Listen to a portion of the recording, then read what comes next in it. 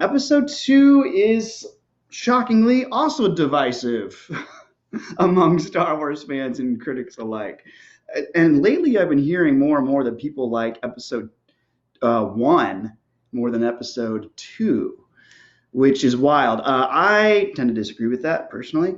And heck, I'll just go over some of my arguments for episode 1 being better right now. One thing is clear: there's an actual main character. We know for a fact in Attack of the Clones, it's Anakin's story.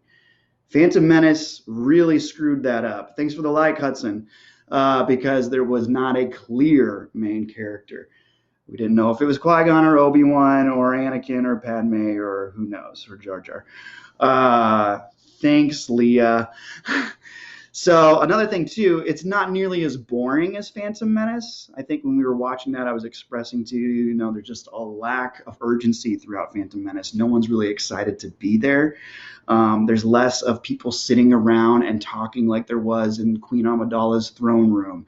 Once we get to Coruscant and we're in Palpatine's office, there's just a lot of sitting around, really wide shots from the camera. Don't have quite as many of those in episode 2. And I really cannot overemphasize how important blocking and cinematography is in filmmaking. So say what you want about the sequel trilogy, but J.J. Abrams and Rian Johnson, who is a director that I don't particularly love, they know how to create interesting camera movement and interesting blocking. And I'm going to definitely walk you guys through that when we do the watch-alongs for the sequel trilogy. Here, George, for all of his expertise with the CGI, he is not great when it comes to blocking and cinematography. So that's one thing. And then the last thing I wanted to mention was just character reactions. Okay, so in episode 1, there are a lot of improper reactions coming from the characters. For example, Anakin, he moves from an isolated desert planet to the biggest mega city of all time, literally a planet made entirely of city. And he has no reaction, no culture shock to that. He has one line about feeling cold when he's on the ship, but we don't get to really see how he's emotionally struggling and adapting to his new environment. Additionally, he loses his mom, and he is kind of torn between Padme and the Queen's entourage and the Jedi. When he first gets to Coruscant, it's like, where do I fit in? We don't really get a chance to see a proper emotional response or reaction from him there. And then there's the issue with Obi-Wan. Like, basically, Qui-Gon says right in front of him, hey, Obi-Wan, I'm done with you. I'm going to take on Anakin. That's another missed opportunity of failed character reaction in episode 1. In episode 2, even if it's not executed super well, we see, Padme clearly is falling in love. And she's fighting against those feelings. Like I said, we can argue about whether or not it was executed well, but from a plotting standpoint, scripting standpoint, it makes way more sense than what we see in episode 1. Also, Anakin, he knows Padme is in danger, and therefore his reaction is to fight and protect her. Very clear reactions. And when he's isolated one-on-one with Padme, his clear reaction is that he falls in love. When his mother dies, his clear reaction is that he's filled with rage and he fights and kills off all the same people, right? Okay, so those are like my good things about Attack of the Clones, and I will get to some of the bad things as we go through this. So, if you're ready, finger on the trigger. 3, 2, 1, play. And hopefully that's close. All right, y'all. It's thinking, it's whirling.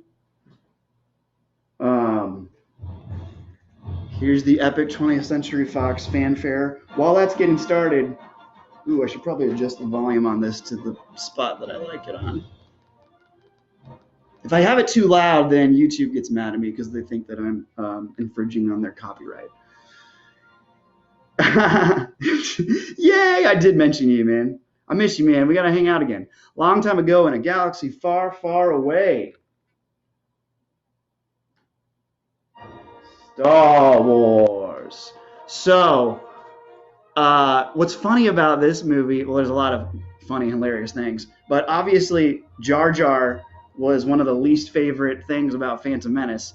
So the placeholder title for Attack of the Clones was Jar Jar's Great Adventure. And that was just George being like, whatever. He was having a sense of humor about it, which you kind of have to when you're dealing with these huge franchises and everybody hates everything that you do. So there is unrest in the Galactic Senate. Right out the bat, we start to learn that the Confederacy for the Separatists is being created. People are wanting to leave the Republic. Now, George was a little concerned about writing this script because of a lot of the bad feedback that he got for Phantom Menace, right? So he did hire another screenwriter to help, but he didn't bring him on until I think the third draft. So I don't know how much help this guy really was. His name is Jonathan Hales, British screenwriter. Did a lot of writing for the Young Indiana Jones Chronicles on TV. I think that's how him and George Lucas had met. But yeah, I don't think he's worked on a single thing since Attack of the Clones either. This is one of the few shots out of the crawl where the camera actually pans up. I think it only happens one other time. So we see these Naboo starfighters heading towards the surface of Coruscant. This is actually really pretty here. I really like the Queen's starship quite a bit.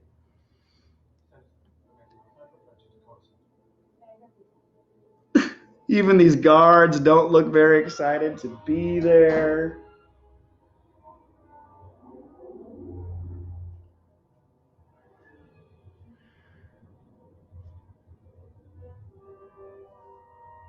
All this CG masterpiece. But again, this part's really pretty of the ship coming through the clouds. I also don't remember many other shots in the Star Wars movies where Coruscant is just covered with like fog. So, spoiler, Padme's actually in that little yellow Naboo starfighter to the left because she's so smart that she's got her decoy walking down the steps of the actual starship. So, her loyal droid. This guy is Captain Typho. And she gonna get blown up.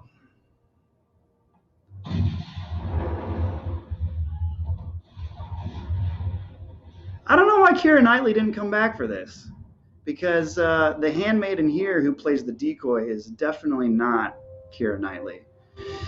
Fun note about Captain Typhoid, like you guys might remember in the first movie, her security officer was Captain Panaka. Well, that actor was invited to come back, and he was like, okay, can I read the whole script? And George was like, no, you can't read the whole script. And so he's like, okay, then I don't want to be part of it. So I don't know if it's because he heard all the bad reviews about Phantom Menace and he didn't want to be associated with a second bad Star Wars film, but for whatever reason, he opted out and we got this guy instead with the patch.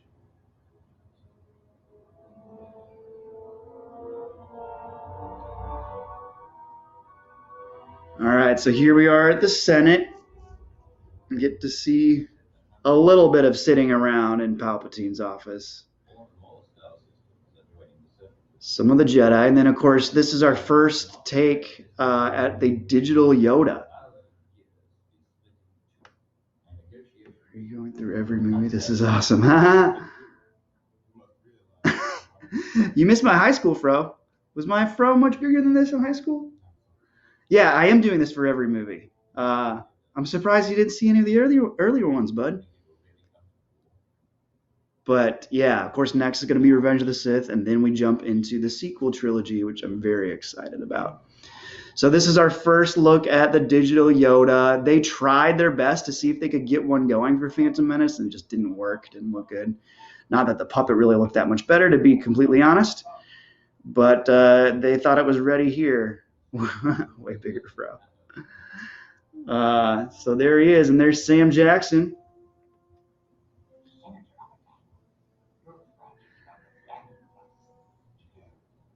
There's a lot of documentaries or little featurettes about Amidala's wardrobe. and like how many different costumes she has throughout these movies. When you think about, the original trilogy, and Leia had, I think, she had one costume for the first movie, two for the second, I think two for the third. And Padme like has probably 10 or 12. All right, so they're coming in, and she's like, "Yo, I think Dooku's behind these assassinations," and Mace Windu's like, "He wouldn't do that," which is kind of odd because like the Jedi Council knows that Dooku is has different philosophies than them. That's why he got kicked out. Here's Bail Organa back behind Padme, played by Jimmy Schmitz. He is the one who ends up adopting Leia.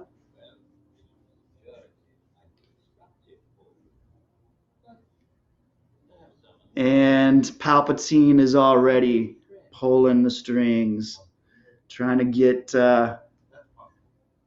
Anakin and Padme to make some bad decisions.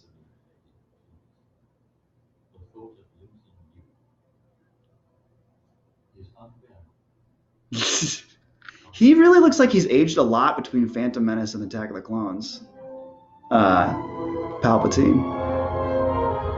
All right, so here we go. We're gonna see Obi-Wan and Anakin for the first time, and I believe this shot in the elevator was actually a pickup, which means, so for those of you who aren't quite as familiar with Dooku's lightsaber is pretty cool. For those of you who aren't as familiar with filmmaking, you do like a 3-month principal photography, right, where you shoot the bulk of your film. Then as you get in the editing room and realize you need some additional stuff, you go back and you do what's called pickups. So this was a pickup shot, and Ewan McGregor had cut his hair and his beard. So in this scene, apparently he's wearing a wig and a fake beard. But now that we're in the apartment, it's back to part of the original shoot. Classic Jar Jar. His comedy has been greatly toned down in this film.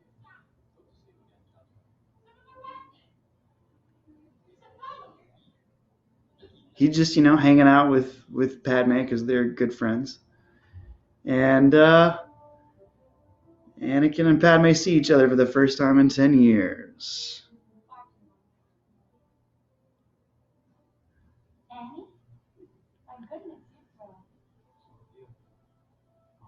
There are a lot of scenes between the two of them that were cut for this final product. And I'll go over that quite a bit. But one of them that I actually really liked that got cut is when Padme calls her Annie, and Anakin's like, Anakin. He corrects her. He's like, my name is Anakin. Annie makes me sound like a little boy. And that scene was something that the two actors read together when Hayden was actually auditioning for the role. And there's some pretty cool footage of him during the screen test where he's first reading with Natalie Portman. And it's really actually quite good. A lot of people say there's no chemistry between the two of them, but I don't know. I don't think that's the problem. Like I said with Phantom Menace, a lot of the problems with these movies are George Lucas problems. Hayden is an interesting actor. He has a really unique tone to his voice. Of course, he's already getting in a disagreement with Obi-Wan here in front of everybody. Sith Lords are masters at hiding their nature. True. William, what's up, buddy? So glad to have you here. First question from Rise of Skywalker. How do so many Jedi not know or recognize the evil of Palpatine? How do they not recognize the evil of Palpatine? Good question, Will. I'm just trying to think of really blatant moments in these films where Palpatine is evil. If you could point one out to me, maybe I could help answer that question a little bit more.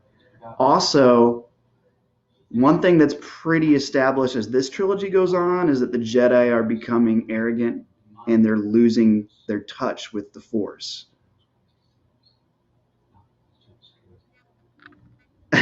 My wife says Padme and Anakin are smoking hot. The direction of script is weird, but they have tons of chemistry.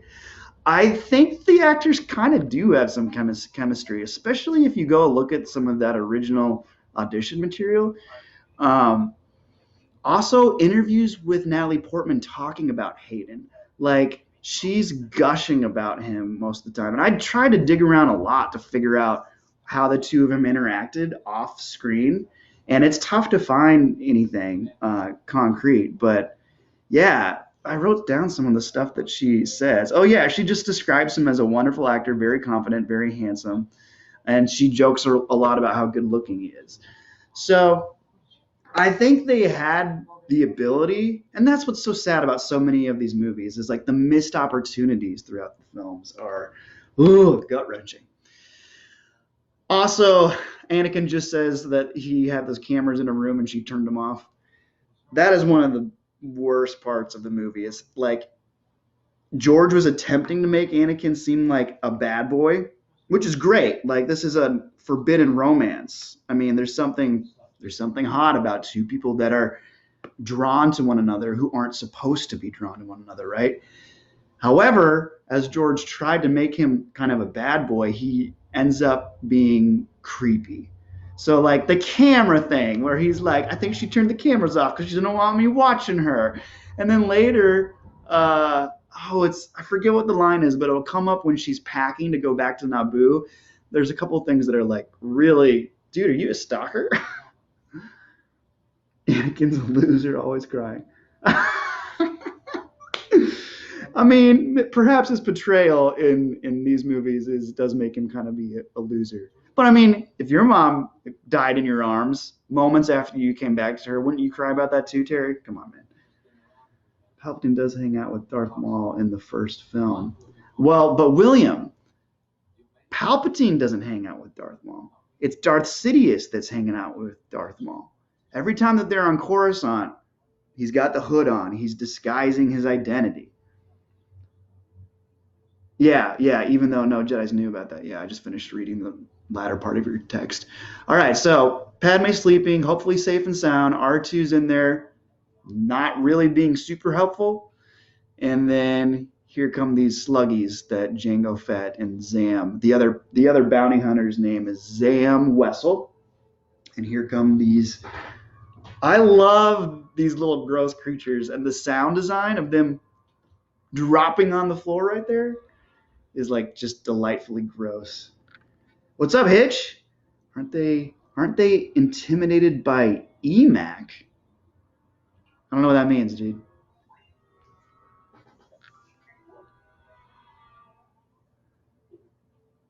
A lot of the costumes too. Back to Padme. I'm gonna be talking about Natalie Portman a lot in this movie. I mean, why not? She's easy on the eyes. But George designed one costume specifically for her when they're on Naboo. And they talk all the time in the documentaries about how we want to make her seem more sexy, more soft. And I mean, in the first movie, poor girl was like just literally being pushed down by those enormous headdresses and dresses and stuff.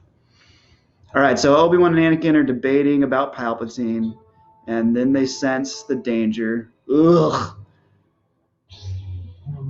And Anakin chops both of the little sluggies in half. Obi-Wan jumps out the window. And thus begins the longest sequence in this film, which is the Coruscant speeder chase.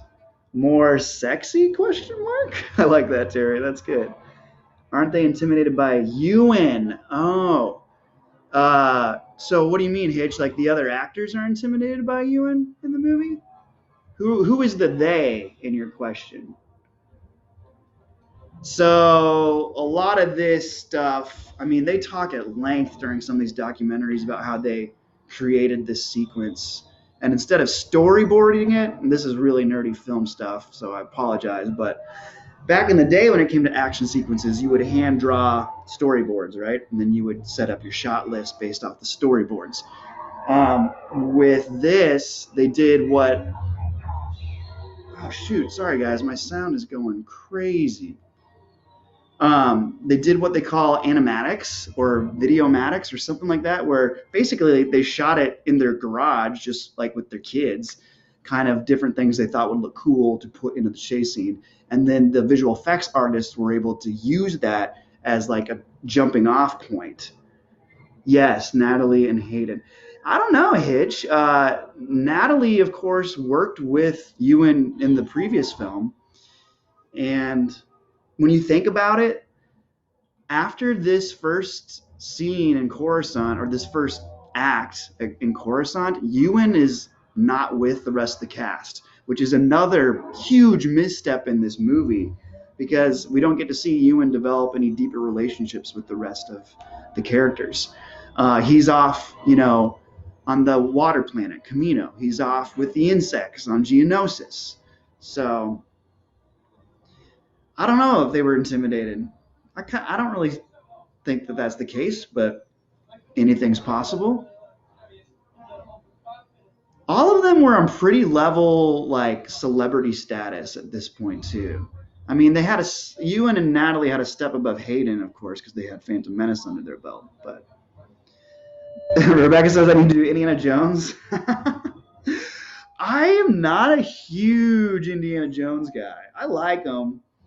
I'm actually thinking about doing something for Kingdom of the Crystal Skull just because it's so hated, and I'm intrigued by the idea of presenting a positive argument for the film.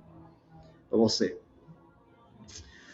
All right. Hayden and Ewan did say that this scene in the little speeder was the hardest for like the whole shoot because they were being jostled around so much that like almost made them sick. I mean, they're literally in this speeder prop surrounded by blue screen, right? And one thing cool about having the animatics is they're able to put a little screen up front and kind of like see what the shot is going to end up being like, so they can play it a little bit better. So here's Zam.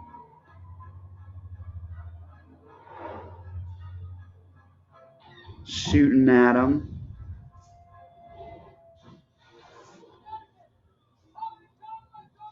For all of you big, the new Alien films. Again, I've only seen like the first Alien movie, Terry, so I really have to catch up on some of those.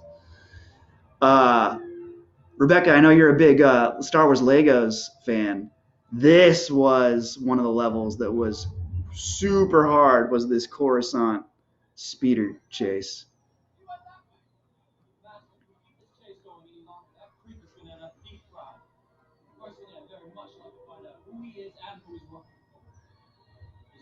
This is a shortcut, I think. All right, so since this is such a long sequence, I'm going to jump ahead and look at some other like miscellaneous notes that I have down here written somewhere. Okay, yeah, so this film, with all previous Star Wars films, they shot in London, the sound stages in London, England. And for some reason, they moved to Australia for Attack of the Clones. They did all the studio stuff, the interior stuff on the soundstage in Sydney, which is why we have a lot of Australian actors, New Zealand actors. The guy who plays Jango Fett is from New Zealand. Just the last two. I'll think about it, Terry. I'll think about it. So yeah, the shot in New Zealand, they did do some on-location shooting. Of course, they go back to Tatooine, and so they revisited Tunisia again. They did Italy again to do all the Naboo stuff. They also shot some in Spain to do some new Naboo stuff. Those are the big ones. I think there was a little bit of stuff done in Canada and China, but I don't know the specifics about what they shot there. Apparently there was supposed to be an NSYNC cameo in this movie somewhere, by the way. Because George Lucas's daughters were like huge NSYNC fans at the time, and they showed up on set and they actually did the shoot, but their scenes got cut. So that's like footage that I would really love to see someday.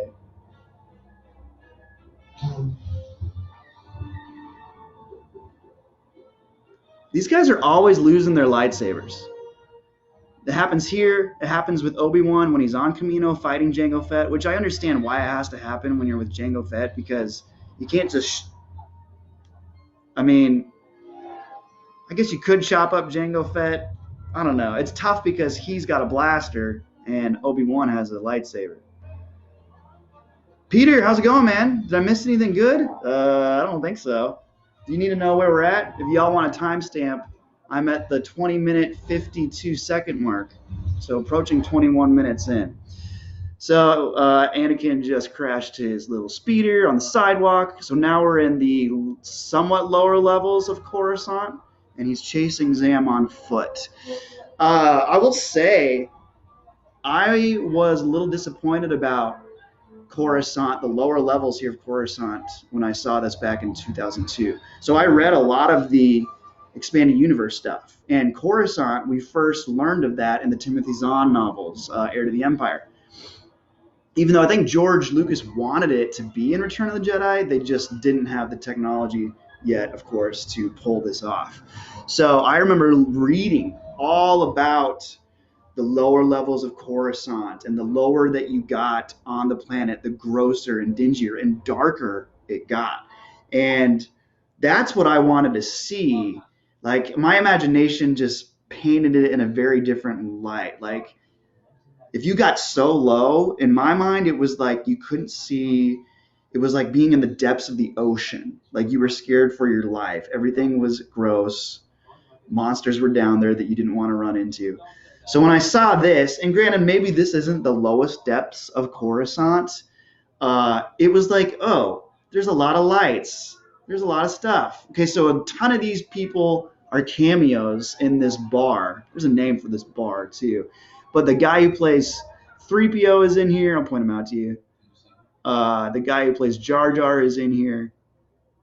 And I think George Lucas's daughters are in here somewhere as well. But I don't know what they look like, so why not use the Force to retrieve lost lightsabers? You would think. Rey actually does do that in the sequel trilogy. There you go. Here I am promoting Rise of Skywalker again. I'm going to keep doing it too, you guys. Yeah, there's Ahmed Best, the guy who plays Jar Jar.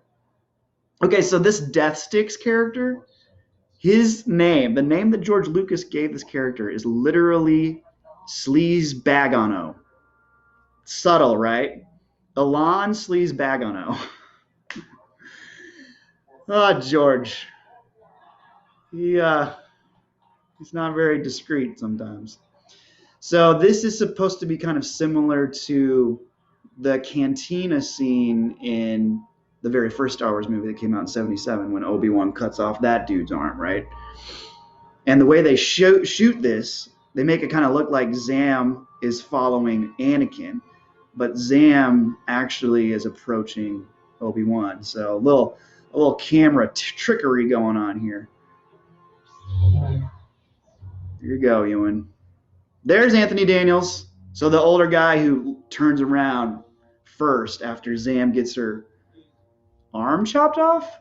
Does she really lose a full arm there? I don't know. Apparently, that was one of Hayden's favorite scenes to shoot because it was an actual physical set. I mean, these poor actors were so sick of performing on blue screen by the end of it. So they finally tracked her down. Anakin's using his weird intimidation tactics. Tell us now. And she gets shot in the neck by Jango Fett. Why one of them doesn't start chasing after Jango? I mean, I guess they don't have jetpacks on. And we get to see, of course, Zam is actually a changeling. So we get to see her transform back to her original alien state. Toxic dart. At least we got that.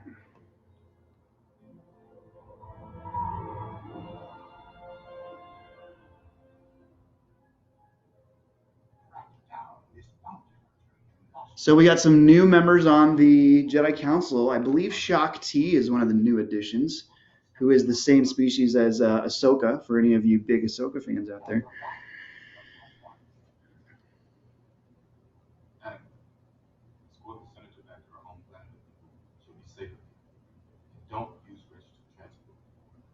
So inside, Anakin's all like, yeah, I get to take Padme back to her home?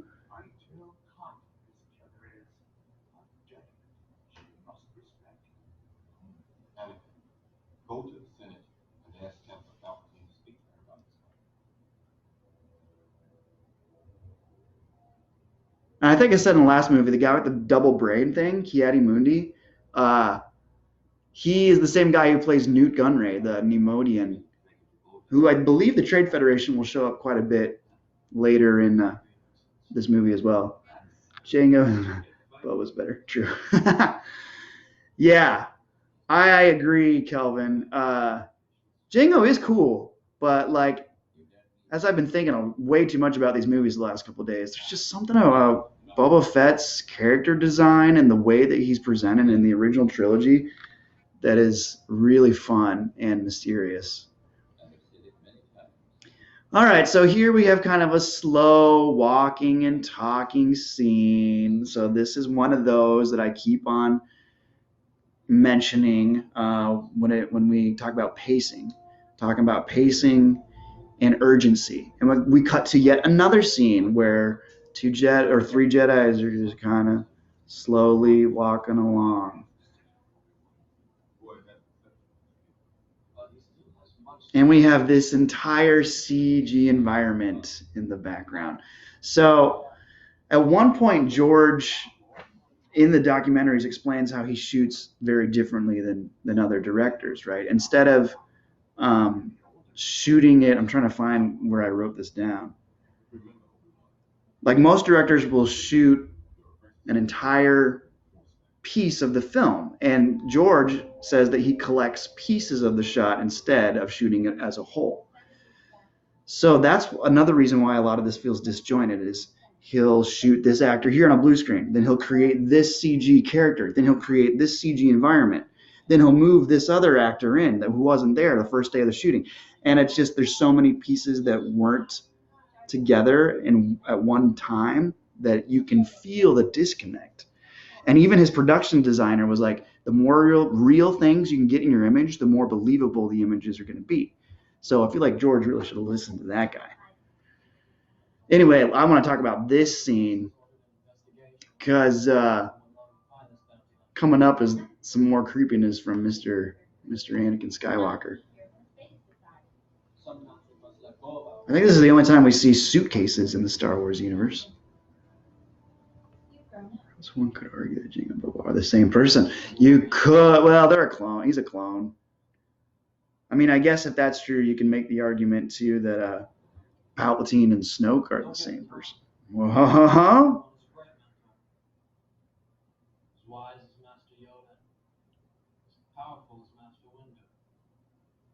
I love how Anakin just like will randomly float things.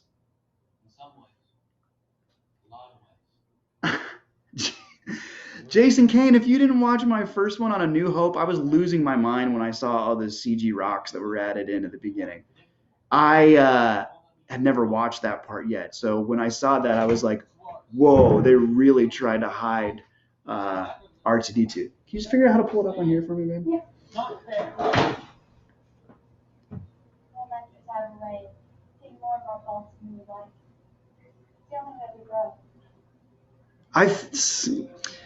Yeah, Anakin is here like complaining about how Obi-Wan doesn't listen to him, right? There's this concept of show don't tell in writing and scripting where like you want to see the actors experience a problem instead of being told that they're experiencing a problem. So this I think is a good example of that. This is the creepy line here where she's like, don't look at me like that. And he's like, why not? Sorry, my lady. Pretty much every time he says, my lady, it makes me feel strange. If you haven't ever seen the cartoons by the How It Should Have Ended guys, they have some great jokes about the my lady. Oh, I haven't talked about Rose Byrne yet. Okay, so this handmaiden, Dorme, I guess is her name, who's talking right now to Padme, Rose Byrne, who is in all kinds of stuff, Bridesmaids. She does a lot of comedy in that Melissa McCarthy movie with, what was the name of it? Something Spy. It's like a spy movie. I think I wrote it down here. But yeah, she's been blowing up. And I think she was cast out of Australia or New Zealand as well. Oh, and X-Men. Rose Byrne played Moira McTaggart in the new X-Men movies with James McAvoy. Where's the fedora? Are you still talking about Indiana Jones there, Mr. Tripp? I do like Anakin's little throw over tunic thing that he's got because it reminds me a bit of the Luke Skywalker costume from A New Hope.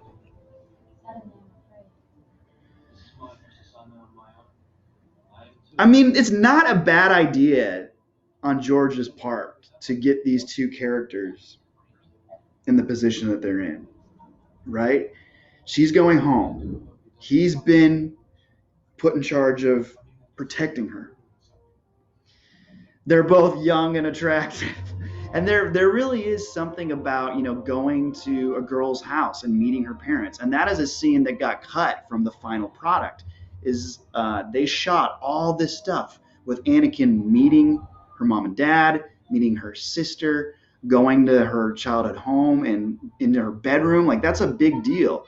Unfortunately, all that character stuff just got cut because we had to see stuff like Dexter Jetster at this stupid diner. He complains about everything. You want Padme? Tell her. You want power? Take it.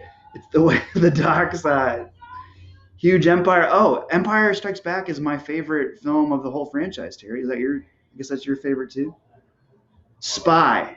It's just called Spy? Yeah. Okay, so I hate the diner. Here's the thing. George wanted to like do a tribute to his movie American Graffiti, the very first movie that he ever did. And whatever, that's super cute, George. But I don't like things that are too real life in these movies. That's why I don't like the casino scene in Last Jedi. I don't need to see the Las Vegas version in Star Wars.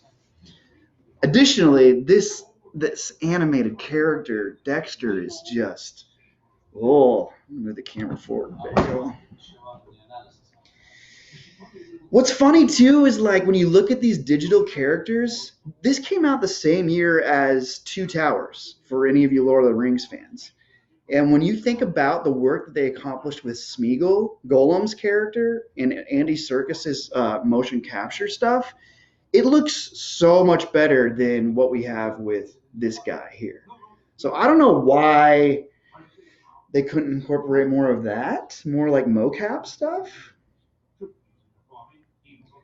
Because I support the Empire. Death. Terry. Oh, huge Empire fan. That's funny. Han Solo's my boy, so whatever side Han Solo is in, I'm going to be on. I want to know more about like the back history between Obi-Wan and Dexter, because apparently Dexter has like this jaded past and was into like I don't know selling weapons or something. But this library scene apparently looks super identical to some library in Dublin, and they almost got in trouble for like I mean, I don't think the university library in Dublin really cared, but they were like, hey, why did you do this without mentioning or asking us? And George was like, we didn't even realize. We just made it up and it happened to look like yours. Yeah, the CGI is real bad. I wondered about that as like 4K technology and ultra high def stuff continues to move forward, like how this CG stuff is going to look. I can't tell if that kid behind the librarian is George's son or not. I think it might be because George's son shows up in episode 3. He's the kid that actually gets shot when Bail Organa returns to the Jedi Temple. Trinity College Library. Will, how did you know that? I'm impressed, William. Very impressed. Okay, one thing I got to say about Anakin and Padme riding on this like freighter here as refugees. Couldn't they make her costume a little less noticeable? I mean, I guess this is supposed to be her dressed down, but still. Oh, William, you've been to that library? That's awesome. Does it look pretty similar to that one? Yeah, and Josh, I'm doing this for all 11 films, dude. The 9 Skywalker films and then the 2 Star Wars story films as well. I don't know how much I'm going to have to say about Solo, a Star Wars story, because a lot of that behind the scenes stuff has been really hush hush and put under, because there were a lot of issues with Solo. But yeah, like, why couldn't we give Padme a costume that looked kind of like what Jyn Erso wears in Rogue One? Like, you want her to look, they cannot be standing out right now. Anyway, this is some somewhat important dialogue where Anakin basically is saying, hey, I love you, I want to love you. Big digital environments here in the Jedi Temple. Yoda is teaching the younglings.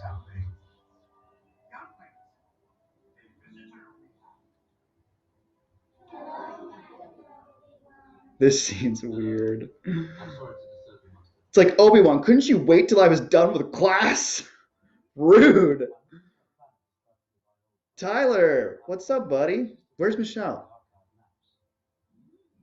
Love Rogue One, was not a fan of Solo. I like Rogue One. I do think it's a little overhyped, to be honest. It relies heavily on the third act, which is brilliant. But if it wasn't for A New Hope and kind of helping that third act be as good as it is, I don't think it would be quite as impactful. Tyler's the pad and rolling around the field scene happened yet? The rolling around the field scene, that's what you're asking about. No, it's coming up. Don't worry. All right, so Obi-Wan is like, yo, this planet's not here, but the gravity is still here, or something, some mumbo jumbo like that. And I love that Yoda asks the kids. This is a bad part of the movie. I always hated this. Hey kids, what do you think? And the kid's like, someone erased it from the Jedi archives. Brilliant. The mind of a child. It's just like the lessons that we learn from Yoda in the original trilogy still impact me to this day in like a really profound way. Um, Gosh, that X-wing scene when he pulls it out of the swamp in Dagobah or on Dagobah, and Luke comes up and he's like, "I don't believe it," and Yoda says, "That's why you fail." Like that sort of stuff is stuff that resonates with all humanity, and we really needed that out of Yoda in this. And it goes back to my theory that George just was so focused on creating these characters digitally, he lost the storytelling aspect to it. All right, so here we are in Naboo. This scene was shot in Spain. So this little courtyard, this big, beautiful courtyard, actually, is all Spain. And this scene has been chopped up and edited big time. They had a whole conversation from the ship to the bottom of this bridge, and then they kept this bridge segment, and then they cut some more stuff after the bridge. And it was some good stuff. It was like Anakin opening up about how he struggled to adapt to his new life on Coruscant, stuff that we really needed to hear. Jared, nice to see you, man. You've been to Spain?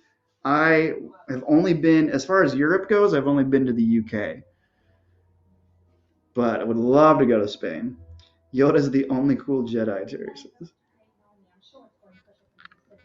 Yeah, all the Jedi are a little lame. I got to meet the girl who plays Ayla Secura, though, so I'll tell you all more about that later when she starts showing up and fighting. We're back in the Queen's little conference room with more sitting and talking. Oh, and this guy's still here. Santa Claus is still around. The UK, oh, man, I had the time of my life, dude. I want to travel more. We did a couple days in Scotland, a couple days in Wales, a couple days in London. Went to the Globe. Loved it. All right, Naboo notes. Look at all these people walking around without any kind of urgency about anything. Oh yeah, other stuff that Padme discussed that got cut was about how she wanted to have a family by the time she was this age, but she got so wrapped up in politics. I gotta say, I do love this little exchange though, where Anakin's like, "Excuse me," and she's like, "No, excuse me," and he's like, "I'm in charge here." Like she ain't afraid to push back against him, and you can tell it drives him nuts. That's a well it's a pretty well written little segment, and certainly a well acted moment between those two actors.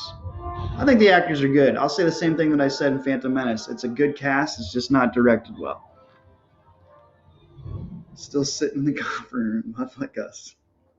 Yes, sir. All right, so Obi-Wan is coming up on Camino. If y'all want a timestamp, I'm at 41 minutes and 19 seconds in. 41:25. Obi-Wan is landing landing his ship on the planet. Let's try that. All this rain, all this stuff was shot in a studio. Obviously, they didn't really find this massive amount of water. They didn't go out in the middle of the ocean. Now, that would have been crazy. Eric, nice to see you, buddy. Glad you could join us tonight. So these aliens, the Kaminoans, I call them Kaminoans, even though I know on Clone Wars they pronounce it Kaminoans, but I like Kaminoans, so I'm going to keep saying that. I'm doing wonderful this evening. How are you? Just watching some Star Wars. But George based these aliens kind of off of a more generic type of alien that you might see. He mentioned that he used Spielberg's Close Encounters of the Third Kind for inspiration in creating the Kaminoans. This set is interesting. Like, I'm not opposed to all the light that he used here. It's kind of a cool idea. Maybe if the Kaminoans looked a little better. It's interesting. When it's a close-up shot of their face, I feel like it looks good. But when it's a wide shot, their bodies seem strange. And I know some of the movements they were going for were like model type, very elegant model type. Oh, no, it didn't quite work. You love the ship Obi-Wan flies. You know what? Ewan McGregor was like obsessed with that ship. I don't know if he was just like pushing it because he's an actor for the movie and he's pushing the movie. Okay, so this is important stuff about Sifo Dyas. Important. That was a huge plot thread that just got dropped. People, the big thing right now on the internet is complaining about plot holes. And a lot of people complain about plot holes that I don't think are actually plot holes, but this I would say is a plot hole. A big plot hole from the prequel trilogy is Sifo Dyas. Who is he? What happened to him? Did he really put in this order for clones to be built? Let's think so. They are also adept in the dark side. I don't know what that even means. Kaminoans. Yeah, I'm still going to pronounce it Kaminoans. So Sifo Dyas. This gets really convoluted. Wait till I get to talking about Jango Fett and the Mandalorians. That gets super convoluted too. But basically what happened, Sifo Dyas had the gift of foresight. So he was able to kind of see somewhat in the future and see that the war was on the horizon. And so he advocated for an army to be created. The Jedi Council were like, no, that's a bad idea. We don't want to do that. And he persisted. They dropped him out of the council, and he went on his own and contacted the Kaminoans and had him built. Meanwhile, Palpatine figures this out and decides to use it to his advantage. Eventually sends Darth Tyrannus to kill Sifo Dyas and take over in this process of creating the clones.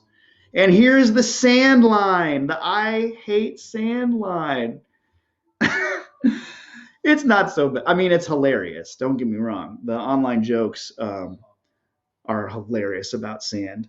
Yeah, they did address a lot of Sifo Dyas stuff in the Clone Wars too, about how he died, and oh boy, he's grazing her back with his fingertips, and she's not saying no. I think the point that George was going for with that line about sand was, this was my past life. I hated it. I hated being a slave. Now that I'm with you, I feel alive. That's what he was going for. Again, it's all about execution, right? So give him that Oscar. I mean, I buy that both of those actors are into that kiss. I'm not gonna lie. Uh, the scene certainly needs a little bit of tweaking. I like her dress though. I don't know anything about costuming. If Leah was out here, she would tell me a lot about what is and isn't a good costume. I just know that Natalie Portman looks good in most of these costumes. So sorry about that limited critique there, y'all. All right, so back on Camino. Poor Ewan McGregor. This scene specifically was rough because literally everything around him is digital. The entire set, all the actors, they did have the voiceover actors on set to kind of help him with the pacing of the dialogue. But I mean, he's here for days shooting this stuff in the cloning facility without a human being to play off of. That's tough. All these clones. So the droid army wasn't meant to win. Oh, I hate saying line all the time. Hudson, I love that. Uh, that's a good question, Terry, about the droid. There's a lot about Palpatine's puppet mastering that we still don't know, which I guess we're meant to kind of hypothesize about what did Palpatine intentionally line up and what kind of fell into his lap. I think his first objective was to take over the Senate and to get rid of the Jedi Council. Once he accomplished those two things, he didn't care how he got those two things done. It could have been the clone army, it could have been the droid army. We do know that at the end of Revenge of the Sith, he shuts down the droid army. Did I say drone earlier? He shuts down the droid army and decides to go with clones instead. So, I don't. Oh, here's the scene. Tyler Landis, if you're still watching. Yeah. No, I understand your question, Terry. I think once he got the clones, he was all in on the cloning. Because we see that in the expanded universe that he's been cloning himself, and we know now in the sequel trilogy that he's been cloning himself. Which makes sense because the Sith, they want power and they want to avoid death. Palpatine has that entire scene with Anakin in Episode 3 all about cheating death, and cloning allows Palpatine to do that. But I'm not really sure about one. So not only did they shoot this scene here, but they had like a photo set for Entertainment Weekly or one of the big entertainment magazines at the time. And I saw some footage of them posing and stuff for the shoot, and it really looks like they're having a good time. From what I gather, these two actors totally got along and enjoyed each other's company, which makes it even a bigger bummer that some of that doesn't really read. I don't know. Someone. You? Of course not me. But someone. Someone wise. And here Anakin is promoting, dictatorships. Someone wise should make people do what you want them to do. A drone army would be cool. Yeah, I totally said drone earlier and didn't mean to. Not being able to aim. They are robots. Yeah. All right, here's the scene where Anakin rides a big fat cow zit monster. Apparently in the scene where Obi-Wan's flying through the asteroids, one of these cow monsters is in the asteroid field as if it was an asteroid. I love how poor Natalie Portman has to act like she's watching this play out and then run over and be very concerned about him. Really pretty location though. I don't know where this is shot. And now they frolic. All right, it's a little corny, isn't it? It's pretty bad. It's pretty cheesy. Targeting systems much? I like that, Terry. Yeah, that would help. Yeah, the especially the very basic battle droid. Later on in Episode 3, we get the super battle droids, and the destroyer droids are cool and more effective for sure. But like your basic standard issue battle droid is like nothing. All right, here's baby Boba Fett. One thing interesting, yeah, there is totally a cow in the asteroid field. Well, at least that's what I've heard. I've never spotted the cow thing. Aimbots for robots. It's funny. So, little baby Boba Fett. This scene is interesting. And this actor, his name's, I think it's pronounced Tamura Morrison? Temura? He goes by Tem. But Tem is a goofball. Like in all of the behind the scenes stuff, he's like, what's my motivation? Oh, hey kid. Calls over his little baby Boba. He's like, do you know what the objective is in this scene? Like he's using all this like legitimate acting vernacular, but he's doing it goofy because he's on the set of like a blockbuster popcorn flick. I also love that the Mandalorian armor is just sitting there and somehow Obi-Wan missed it. I guess that door wasn't open when Obi-Wan first came in. I don't know.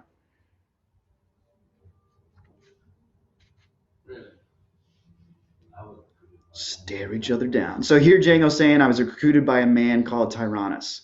So Tyrannus is Darth Tyrannus.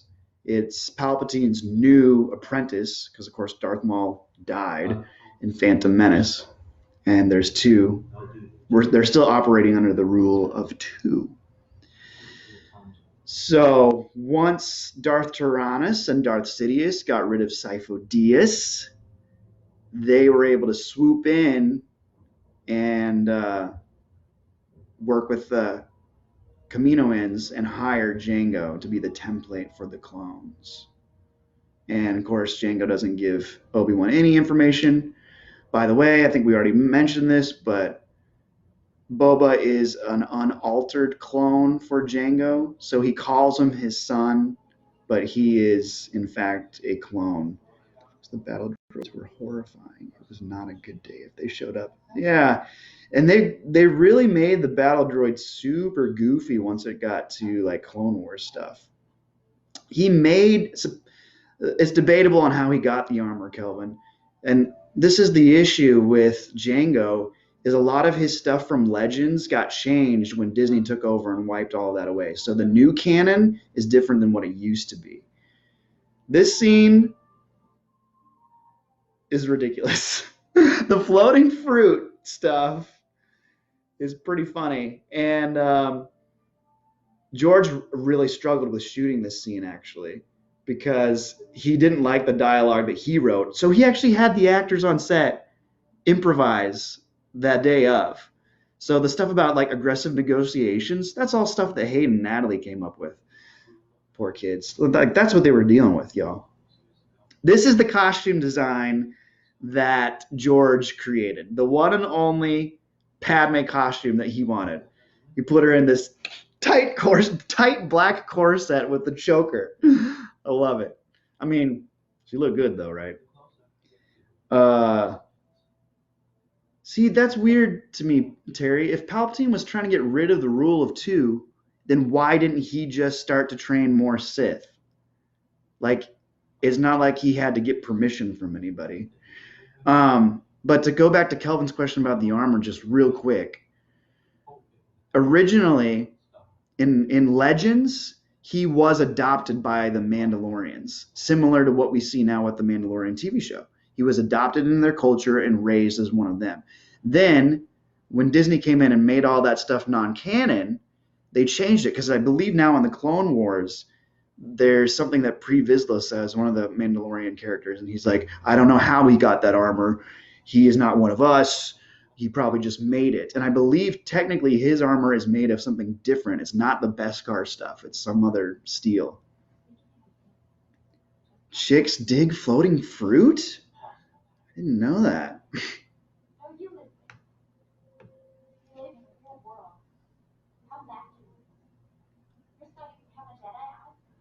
This scene is a guilty pleasure for me, though. I'm not gonna lie. I understand people's complaints with it, but I kind of just embrace it. Um,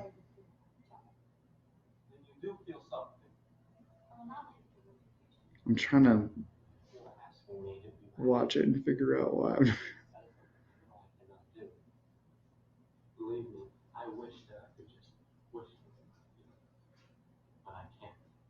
Caleb, thanks for joining us, man. We're in a very passionate moment right now here. I'll give you the timestamp if you want it. 56 minutes and 9 seconds. 56:12. It is when Anakin's like, we could keep it a secret. No one would have to know. We'd be living a lie. Do it. Do it, Padme.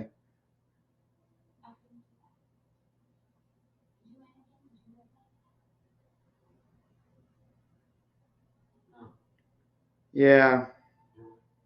I think this scene with a little bit of tweaking and with a little bit more build up could have been more effective. Like I said, all that stuff when he gets to go into her room and everybody knows what that feels like to like go and meet, your girlfriend's family or your boyfriend's family for the first time and like see their stuff. Like there's something very um, intimate about like being shown around their house and their room. So without that stuff, without that build up, the scene, I think it's still fine, but perhaps not as effective. Yeah, we're back on Camino now. Obi-Wan is transmitting this message back to Coruscant about the clones. And Mace and Yoda are just chilling.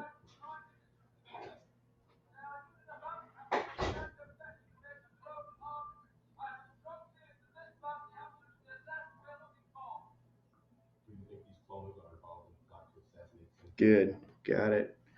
Poor Sam Jackson, too, man. Like, give the guy something to fight for. If you've been following me for a while, I keep pushing this idea that stories are character driven, and we as an audience desperately want to relate to characters, and we want to see them interact with other characters. And one thing that George did with the Jedi was he decided to make them monks, basically, right? So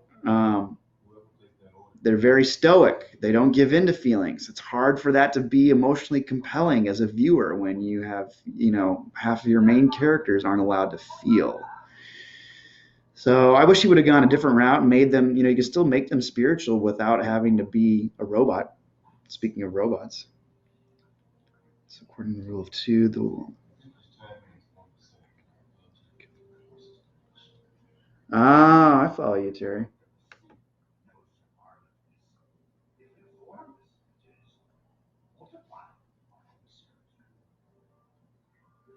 All right, Anakin's having bad dreams. Oh, they added. This is new. This is the first time I've seen this additional voiceover stuff from Shmi. Anybody know that was coming? They literally took vocals from Shmi Skywalker. I don't know if that's the original actress, and she says, help me, Addis." This is a beautiful shot right here. See, there's such a difference. Ooh, bedroom eyes. Another great costume. That thing is wearing you good, Nat. With the little hair. Look at her hair. This is just an all-around beautiful shot. There's such a difference between shooting on location and then shooting or compositing a digital environment.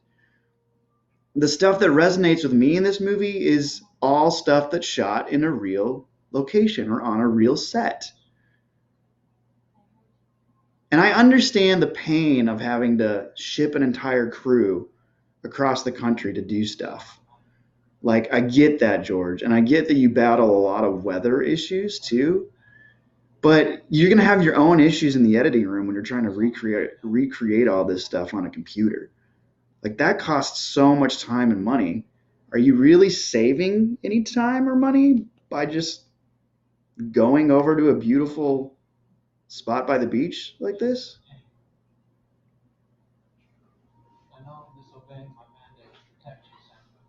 Yoda CGI hasn't aged well. Yeah, we've been talking about that, Caleb.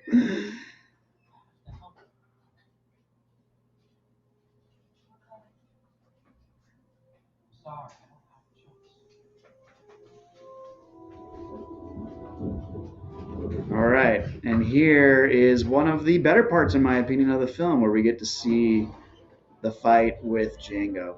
So, Tim, so agree?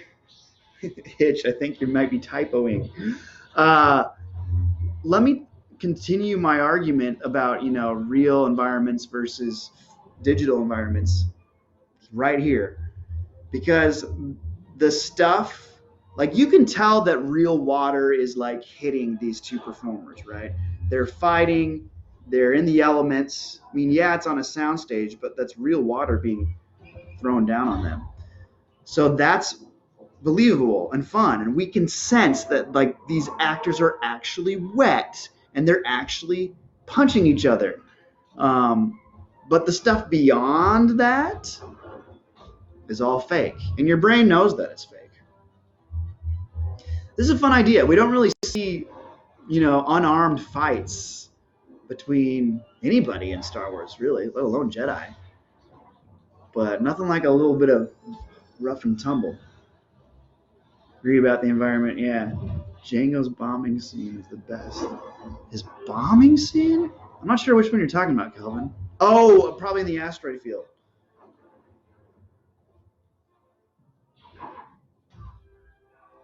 Yeah, not good. Classic Ewan McGregor stuff there, baby. A lot of just a little fun things here. Django, trying to stop his momentum as he's going down the side of this building. I love too that Obi-Wan, he jumps down on this platform, right? And then he gets back up to, like, look how far this dude is falling. That's a long ways. And somehow he takes the elevator back up to Django's ship that fast. I mean, I guess Django has a little bit of a way to go. Maybe. But Obi-Wan has to navigate through the entire facility, unless there's like literally an elevator right there that he takes up. Okay, yeah, in the asteroids. Django's armor that it still has the anti-Jedi ornaments that were developed during the Mandalorian War with the Jedi.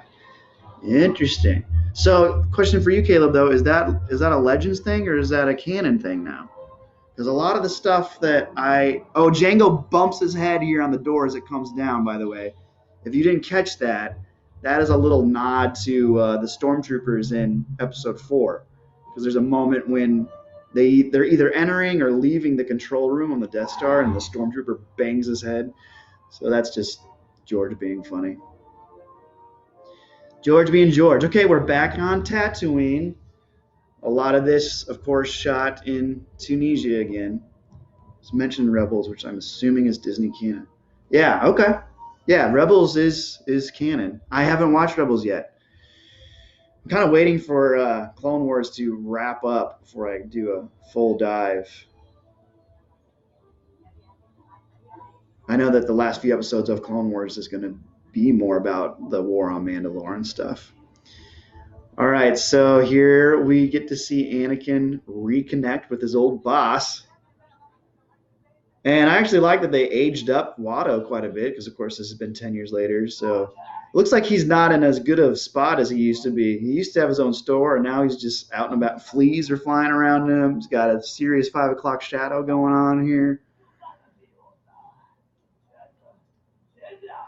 And instead of Anakin just being like, yeah, it's me, you idiot, he doesn't even reply. He's just tinkering around with the pit droid. Oh, nice. Little Annie. The Mandalorian War with the Jedi before the Old Republic stuff. So, like,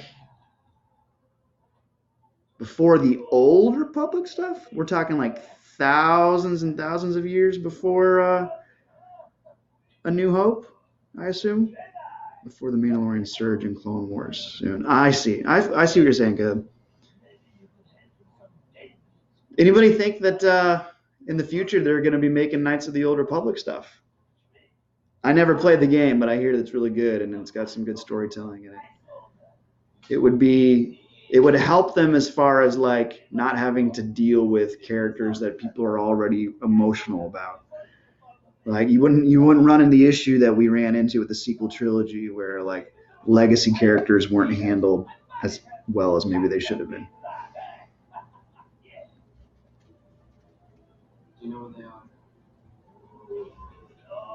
All right, so talking a lot. Basically, what we find out here in this conversation is that Watto doesn't know where Mama Skywalker is. Um, he sold her to a guy named Klieg Lars, and then, as Watto says, he freed her and married her. The game is good, huh? Kotar? I hear that's what the kids call it, Knights of the Old Republic. Kotar. Okay, so here's that asteroid, the battle scene. This one is interesting because I was just realizing there's no music in this scene until the very end, where a lot of the times you can hear more of John Williams' themes like throughout, even the spaceship battles, the dogfights. Remake the pod racing game.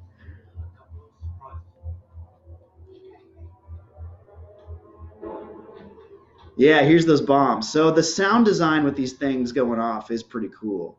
The moment of complete silence.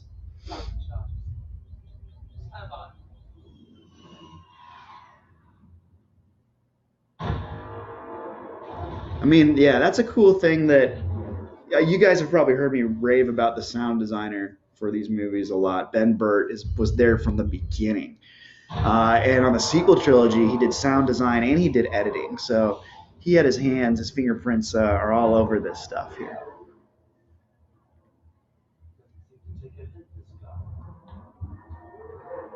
Supposedly, when I will say though, some of these asteroids, again, this is the CGI of the time.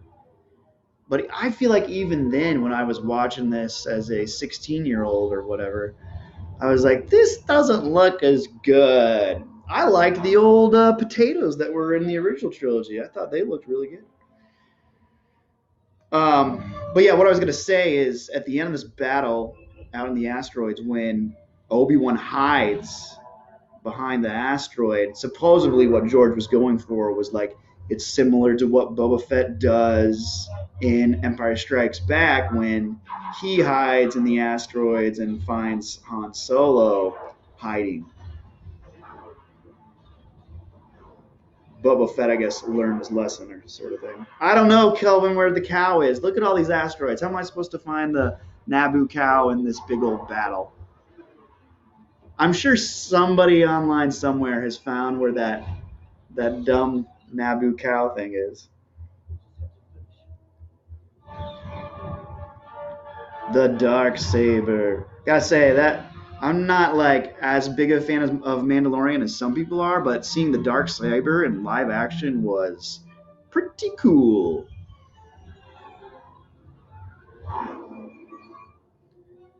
Come on, Obi-Wan, release your spare parts.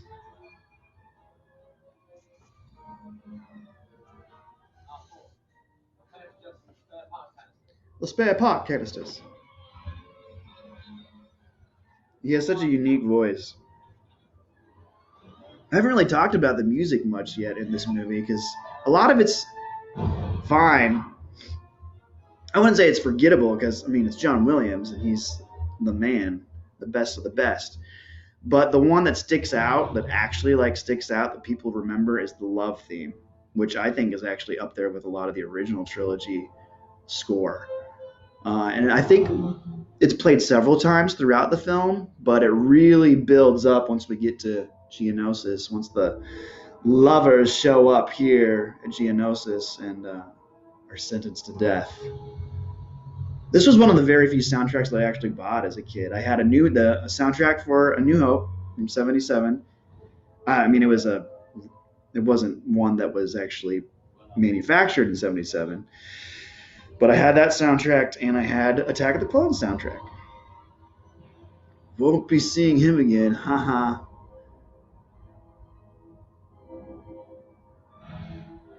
Geonosis. So obviously, all these little globes that kind of look like cities are in fact Trade Federation ships.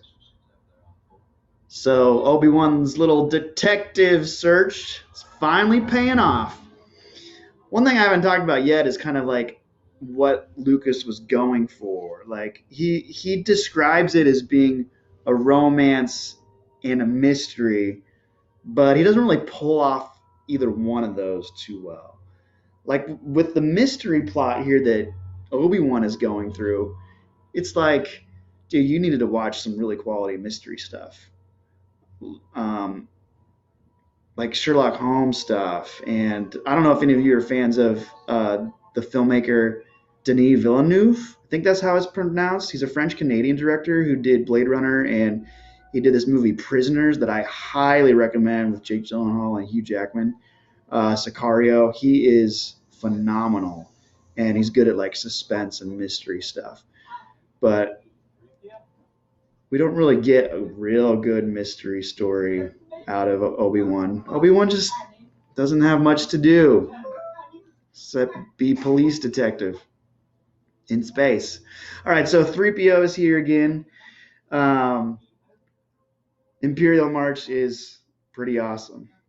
Geonosis is mostly all, in fact, I think it is all studio soundstage or, yeah, it's all done on a soundstage. So they return to Tunisia here to the original set. Here's Joel Edgerton. He becomes a big actor in years to come. You might have recognized him from Zero Dark 30, Great Gatsby. What else was he in? Did I write down any of his stuff? Oh, he was in that movie Bright with Will Smith on Netflix. He played the orc character. Yeah, Joel's done a lot, and I think he looks a lot like the guy who originally played Uncle Owen in the first movies. Of course, Anthony Daniels is in the C3PO suit again. Now, this stuff inside the kitchen was recreated on the soundstage, and the stuff in the garage is soundstage, which was the case for the original film as well. And I don't know about the dining room here. I suspect it's on location. So Anakin's learning about what happened to his mom.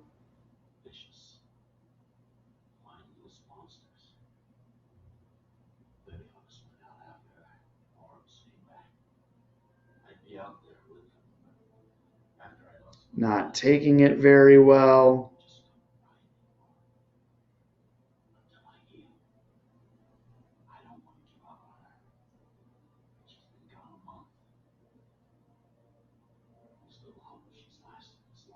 I do notice the music here in this scene where it's just like the slow underlying build.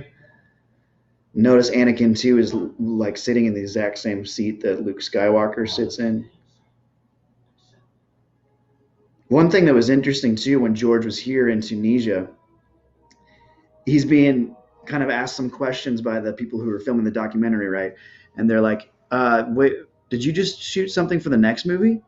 And he's like, "Yep, I did." And they're like, "So you shot something for episode 3?" And he's like, "Yep." And they were trying to get him to spill the beans about that. And they were like, "So what happens if you decide you want more than just that one shot?" And George is like, "I don't get it. I don't get another shot. This is it." And I hear they modified that final shot. Of course, it's the one when Obi-Wan returns to the Lars homestead and gives baby Luke over to Owen and Beru. That's the only shot of Tatooine in Revenge of the Sith. But I think they changed a lot of it anyway, because I don't believe Ewan McGregor was here in Tunisia. All right, so Anakin's off to go find his mom, hoping that she's still alive. Padme's hair, always great. He's the most average-looking character in all the saga. Hudson, who are you talking about? Anakin, or maybe Owen? I don't know. Here we have some more of the like Duel of the Fates chorus. We get to see the sandcrawler. I love this shot actually. I know this is a combination of real and digital, but it looks pretty good with the sun setting and everything. All right, so back to Obi-Wan's detective case. Oh, Geonosis. It's fine. And now, notice we haven't even met the main villain yet. I mean, he's been on the search. Django is a villain, but really Dooku is the one that we were first told about in the opening crawl, and we haven't seen him yet, and we're like, what, over an hour in? Where are we at? An hour 15. Going on 16. So we don't see Dooku for like an hour and 16 minutes into the movie. It's pretty weird. They drank red Kool-Aid. Why not blue milk? I thought I saw the same thing, Hitch. It only looked like it was red stuff on the table, which is a weird choice. There's the droid factory. I will have a lot to say about that coming up. Oh, Padme had similar buns to Leia. Yeah, and even in the earlier scene on Coruscant when Padme's packing up her luggage, she kind of has like a bun thing going on there too. So, Owen is the most average looking character. That's hilarious. I mean, he's a farmer. What do you expect? All right, so here we see our first bit of the Separatists, right? They're a rather eclectic group from various organizations throughout the galaxy. Some of their character designs, I think, are a little weird. Again, I think George, instead of trying to go weird with all his digital tricks, should have just hired a professional actor who knows how to actually like engage with other actors on stage or on set. So Dooku, that's like this. These aliens are part of the Commerce Guild. This guy's the Techno Union. He has a big part in the Clone Wars. I don't like the him fidgeting thing. Here's the banking clan. They show up in the Clone Wars a lot. I know the animators are very proud of like the little movements that they give their characters. Like the banking clan guy is like, but to me it just reads very goofy. Was Grievous Dooku's pick for an apprentice? No. Grievous, I don't think they got along even remotely. But Grievous was never really intended by anyone to be like a Sith apprentice. If I'm wrong, though, I would be happy to learn more about that. But talk about a waste of a character. General Grievous is just, scaredy cat throughout that whole movie. Spider legs. That a lot of stuff in Revenge of the Sith does not work for me. That's why I keep thinking this is actually probably my favorite of the prequel trilogy. And I know people think that's nuts, but as I said before, Phantom Menace is boring, and Revenge of the Sith, not only do you have weird stuff like that I was just talking about, but the lack of urgency when like they find out he's a Sith Lord. I won't go into detail about it now because I need to focus on this scene, but come back for Revenge of the Sith commentary and I'll tell you about it. All right, so Anakin's broken in to find his mom. She's not looking so hot, right? But he giving her a massage? General Grievous would give a good massage. Hey, Coda, you're not wrong. I mean, it might actually kind of dig in the skin a little bit too much. Yeah, missed opportunity. Again, so much of the prequel trilogy is about missed opportunities. So I've already raved about how much I like this actress, Pernilla August. Like, she takes some of these poorly written scenes and really elevates the material. The more and more I'm thinking about it as I'm watching these with you guys, I'm like, she's like the most committed to this story than anybody else on set. And Anakin actually, or Hayden he's doing all right. If anybody's ever taken any stage makeup classes where you do gore and stuff, though, you can kind of see, like I notice where they've pasted on this scar. Yeah, poor Grievous. And there she goes. I'm like, look at the way that she's acting while she's dead. Like the way she drops that head. I'm just like gushing over Pernilla August's performance here.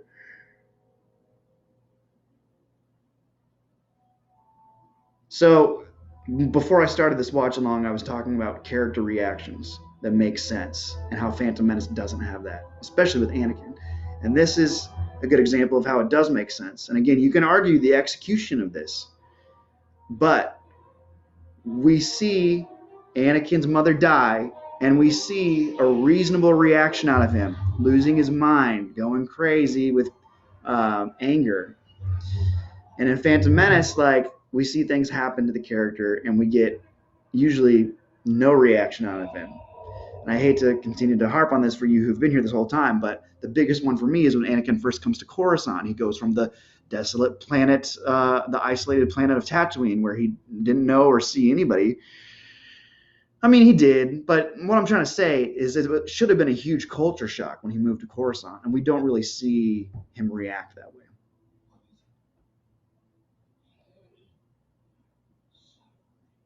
So Yoda's picking up on all this pain that Anakin's feeling. You might have caught Qui-Gon's voice there for a second saying, "No, Anakin, no."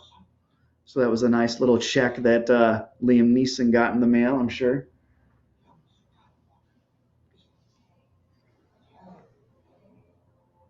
Yoda's a tough character because Yoda's awesome, right? You got to make sure that every time he's on screen, he's doing something awesome.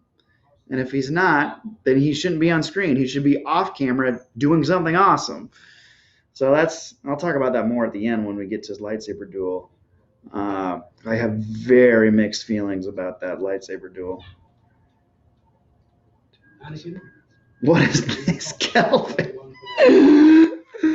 You think Shmi Skywalker would have been disappointed with the rat tail? What? Anakin. Oh, I'm not proud of you. See you, Eric. Thanks so much for joining us, man. I really appreciate it. All right, so Obi-Wan is getting caught. The Geonosians have spotted him.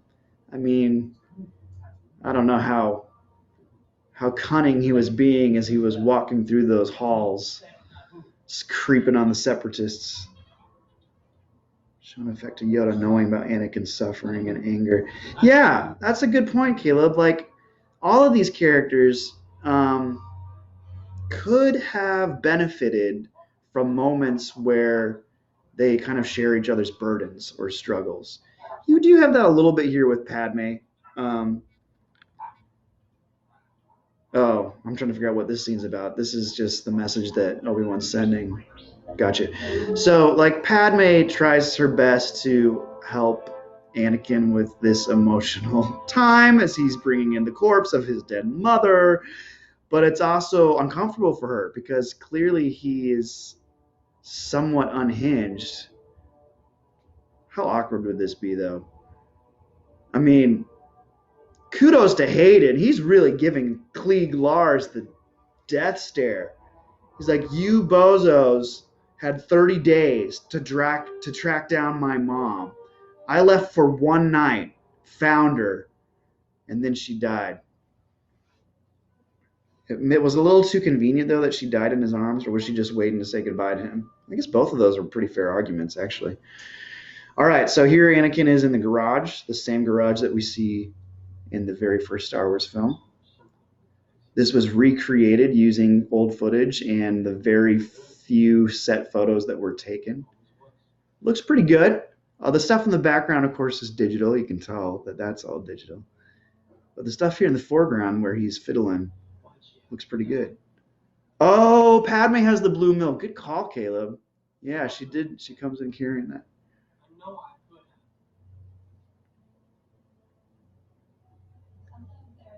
Great costume here, too, Padme. Well, I should be. Someday I will be. I will be the most powerful Jedi. I mean, you gotta give Hayden credit. He is committed to this. I will even learn to stop people from dying. Stop people from dying. That is something that is kind of similar to what the Sith are all about, right? Preventing death. I think Terry was talking about that a little bit. Palpatine didn't want to die. We see that all throughout this saga, and it comes to an end in Rise of Skywalker when he's cloned himself and he's trying to live forever.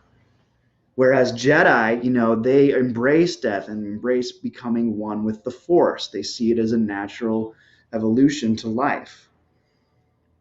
I killed them all. Here we go. I killed them all. Good death. Jawas and same people from the same species. I don't think I knew that. I always wondered what they looked like underneath the hoods and the wrappings, though. I always like to think that they were like super grotesque.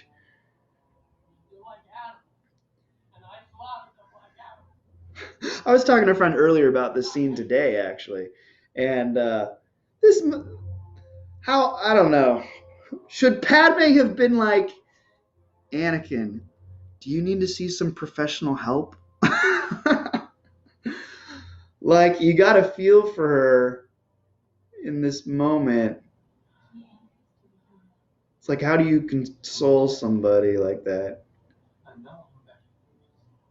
And, like, that's a nice little exchange there because he knows that he's acting out in that moment and he shouldn't allow himself to be overcome with rage. And Anakin, this is good. This is actually pretty decent character development here. We see his vulnerability. We see him, being human, feeling emotion, which, like I've been saying this whole time, was something that we lacked through with all the Jedi, is that they're not emotional. Klieg, you dropped the ball, man. You let your wife die and you lost a leg. Come on. How old is Hayden? Good question. Should look that up.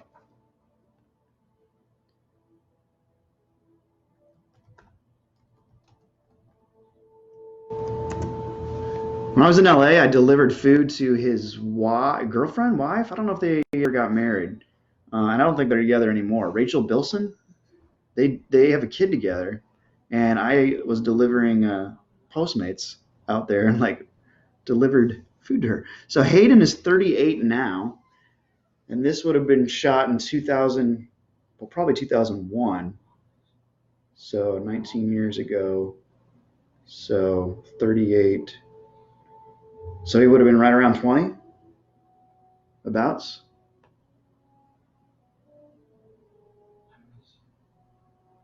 Oh, radiation from the original destruction of Tatooine. That is a cool tidbit and totally makes sense, actually, Terry.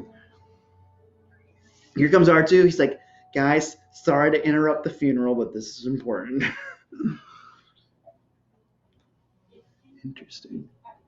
There's some cool footage, too, of Anthony Daniels as he comes to this set. And he's like on the airplane talking about, well, 40 years ago or however long it was, I vowed to never come back to this forsaken country, and here I am.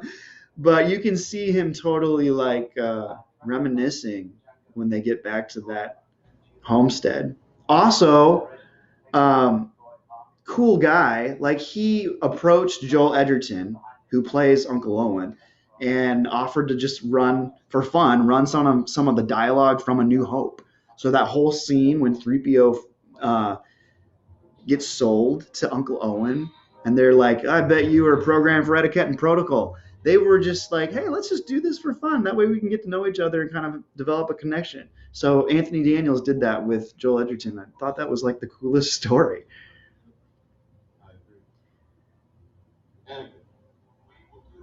Oh, I agree. See, so much of Sam Jackson's direction, I think, is real poor here, and that's my big problem with Revenge of the Sith. I think is specifically Sam's character. I mean, he finally gets his moment where he gets to yell and lash out against Palpatine, but until then, like all of his reactions, like that one right there. Yeah, I agree. Something's going on Geonosis. When Anakin comes and tells him, "Yo, Palpatine's a Sith Lord," he's like, "A Sith Lord?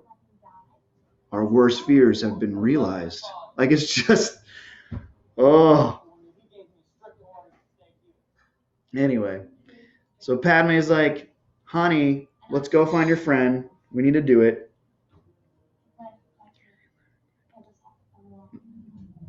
Ooh, burying, yeah, Rey buries the lightsabers, or Anakin buries his mother, burying significant things in the sand. Hopefully Rey buried those lightsabers far enough away from the gravesite.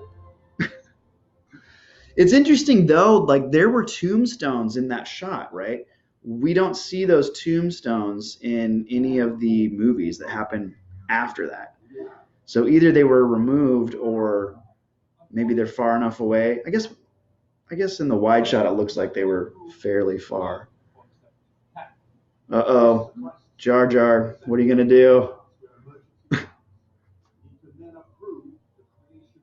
Here is Palpatine and his aide trying to influence Jar Jar or somebody, but let's face it, Jar Jar is the only one gullible enough to raise this possibility to the Senate to grant Palpatine emergency powers. I love that the only significant thing that Jar Jar has to do in this movie is basically be the catalyst for Palpatine taking over. And so we talked before about, is Jar Jar a Sith Lord? I mean, that might be the best argument there. I mean, I think that's a whole lot of silliness, but it's kind of fun. But if you're going to make the argument, that's a good place to start. All right, so Dooku's coming in, talking to Obi-Wan, acting surprised that he's even there. Here's a question. Do you think when Dooku was on the Jedi Council, he still went by Count? Oh, I'm Jedi Master Count Dooku. I don't know the answer to that. I just thought it was interesting. I've been tracking the bounty hunters that do that. Well, I know bounty hunters here that I'm aware of, but you know things don't trust them. Well, with the dragon, it's here, I can show you. It's a great Christopher Lee, of course, the great Christopher Lee, who died a few years ago, was in a lot of stuff. Most recently, Saruman in the Lord of the Rings trilogy, of course. But he got started by like in Dracula films, and he played Dracula. You can kind of tell the way that his cheekbones and facial structure is that he'd be perfect for Dracula. So he talks a little bit about Qui-Gon and how he wished Qui-Gon was still around because they were good friends. Apparently, Dooku actually left the Jedi Council when Qui-Gon died. It's almost like that was the only reason that he was still hanging around with the Jedis. What if I told you the Republic is now a throne of the Dark Lord? And this is important where he's like, The Jedi will do whatever. he's like telling them, yo, the Republic is being controlled by the Sith. Hundreds of senators are now under the influence of a Sith Lord called Darth. See, I always found this interesting. Like, Dooku's literally spelling it out for Obi-Wan here. I guess I kind of like that it's ambiguous because we almost don't know what side Dooku's really on yet. Even though in the opening crawl we're told that he is leading the separatist movement, it kind of sounds like he wants to destroy the Sith, as he just said. Is he lying in that moment? Or does he actually want to get rid of Sidious? Clouding the Jedi's vision. Yeah, I feel like that's even more emphasized in the next film where they talk about how the Jedi are struggling to see through the Force. All right, so here we are back at the Senate when Jar Jar makes his big announcement. And this apparently was the first shot that they did for the entire shoot. On day one of principal photography, they were like, let's get this Jar Jar stuff out of the way. And they started with this. Emergency powers.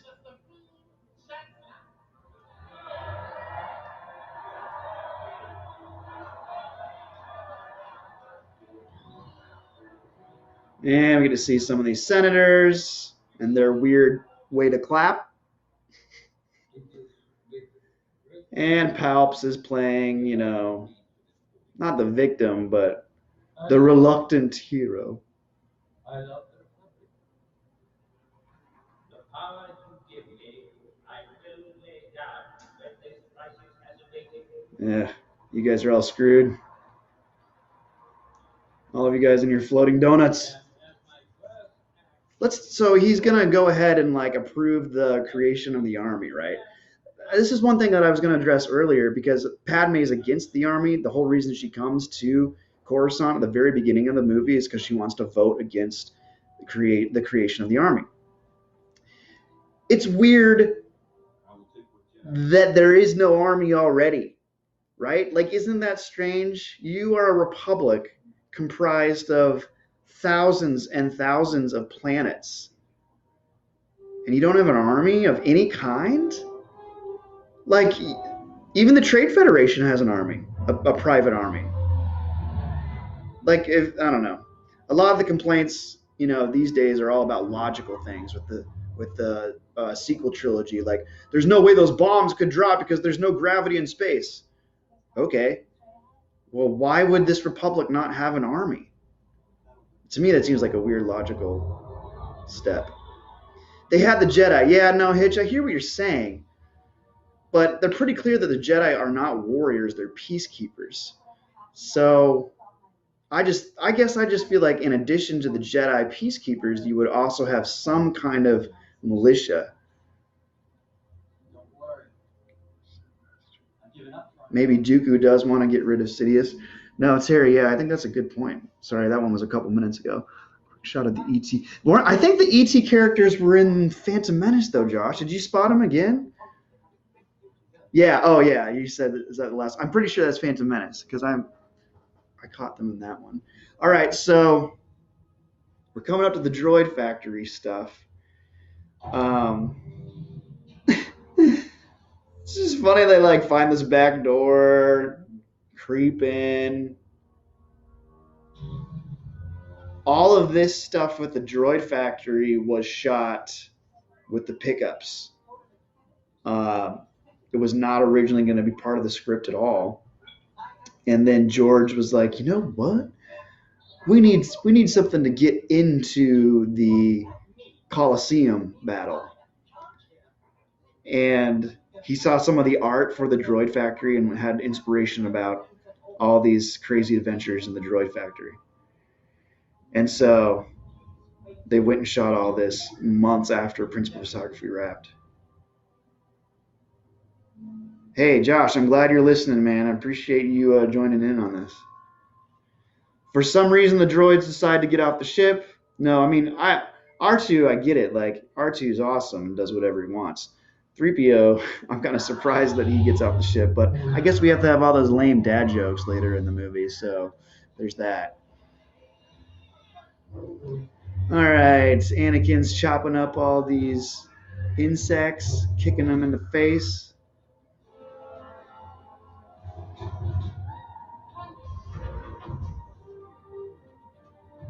And they're separate. AB, what's up, buddy? Glad to have you join. Plot hole, no security cameras.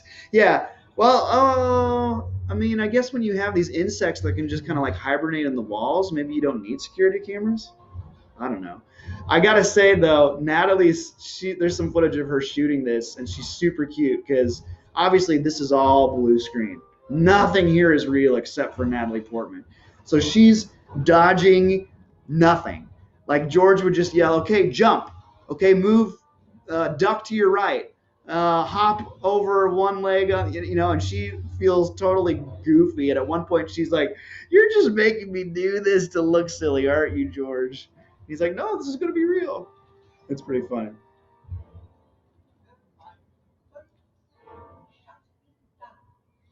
Machines making machines. Oh, Brown, you've been here the whole time, or 56 minutes in? Oh, well, you just now said hello, so. I wonder what Anthony Daniels' reaction was when he saw some of the jokes he had to say. Like I'm quite beside myself. Like, because he's a pretty distinguished guy and kind of a snob, honestly. So I feel like when he read those jokes, he probably wasn't thrilled. I think this is the first time we see R2 fly, which is weird because he didn't fly in the original trilogy, and I certainly think there were opportunities for him to do so. I keep commenting for constant affirmation. I'm here to give you affirmation, bro. It's all good. This exchange here with Padme inside of this canister is really odd to me. Oh man, this stuff with 3PO. Like one 3PO joke is fine, but him getting this battle droid head put on is just not good. This is stuff where George was like, "Oh, the kids are going to love this. It's going to be so funny." And it just doesn't work. Like the humor with 3PO comes with him irritating other characters, like our main cast. And that's why when we were walking through Empire Strikes Back, I kept on bringing up This is how you properly use C-3PO. This is what we needed more of in the sequel trilogy. And I'm seeing it here again in the prequel trilogy is like everyone forgot how to use the droids in an effective way. Okay, so yeah, back to these little barrels things. You have the shot of Padme in this barrel. And then I don't know if George tries to throw people off, but he shows Padme and then he shows the lava stuff being dropped in it. And it makes you think, oh, Padme's dead now. And then it cuts to Padme still alive. It must be, yeah, right here. So there's Padme. Here's the lava gun. And you're like, oh no, she's dead. Psych, she's still alive. Not a fan of that sequence there at all. Oh, we totally miss Harrison Ford. Yeah, a lot of the 3PO stuff is very similar to the Jar Jar humor, which is why George really needed help writing. He's a good, like, big picture type of idea writer, but when it comes down to, like, dialogue and the nuances between characters, he just can't do it. Like, jokes aren't stuff. I mean, they're dad jokes. They're literally dad jokes. The I'm quite beside myself stuff, yeah, it's bad. Yeah, the tone of the original films, like to your point, Terry, there's more of a weight to it. There's more realism to it. That I think, and I've been arguing a lot now, is because we're not in real environments and we're not with enough real characters. All right, so they're finally captured. The destroyer droids have decided to show up, and there's Jango. And I believe Jango has a long history with Jedi and not liking them too. There was a scene that was cut here where Padme and Anakin are put on trial. So before they actually get sentenced to death, they go before Dooku, and Dooku's like, what do you want? And she's like, we want our friend Obi-Wan. He's like, can't do that unless you join us and decide to fight with the Separatists. And she's like, no. Yes, give me this ridiculous, sappy love. Lovey-dovey stuff. Oh, it's so close to being good, though, you guys. Like, it really just needed some fine-tuning here with the writing and the directing. Because I think I know the actors had the ability to pull this off. And the music, as I was talking earlier about John Williams' theme, the love theme, which I think is called Across the Stars, if I remember correctly. Yes, Caleb, thank you. You like the love scene too? I do too. I mean, it's sappy. It's a little corny. The truly deeply love you stuff is a little sappy. But like the shot of them basically as a shadow, as a silhouette, kissing and entering the Colosseum before they die. I mean, there's something about that like resonates. Yeah, and then the John Williams music swells here. I remember watching this scene in theaters when I was 14 or whatever, 15, I don't remember. Came out in 2002. But this moment where the music's just as loud as it's ever been, and they're going to, be sentenced to death, it had an effect on me as a kid, for sure. I think now as an adult and as I've become smarter as far as like screenplays and acting, I think it had potential. Like, it just has so much potential. Like, if we bought more into the idea that this was their final hour and that these three friends were going to die together in this Coliseum, in this arena, that scene would have been elevated even more.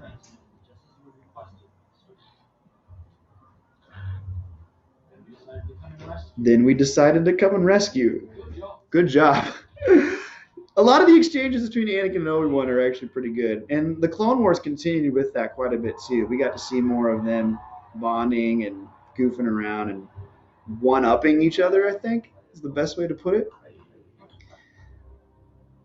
I'm not going to lie. I like this arena scene.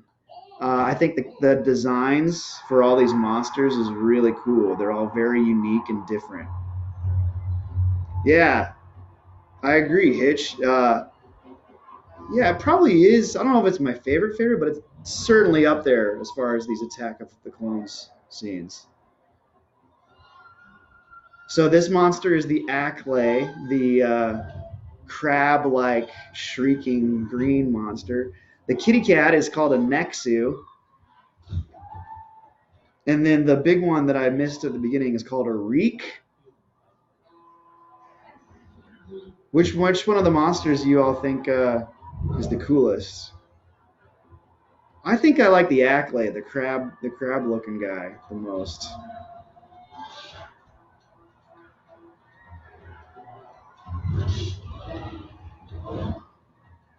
Oh, did they make action figures? See, I was big into collecting action figures up until Phantom Menace came out. I got a lot of those, and then I kind of just stopped for some reason.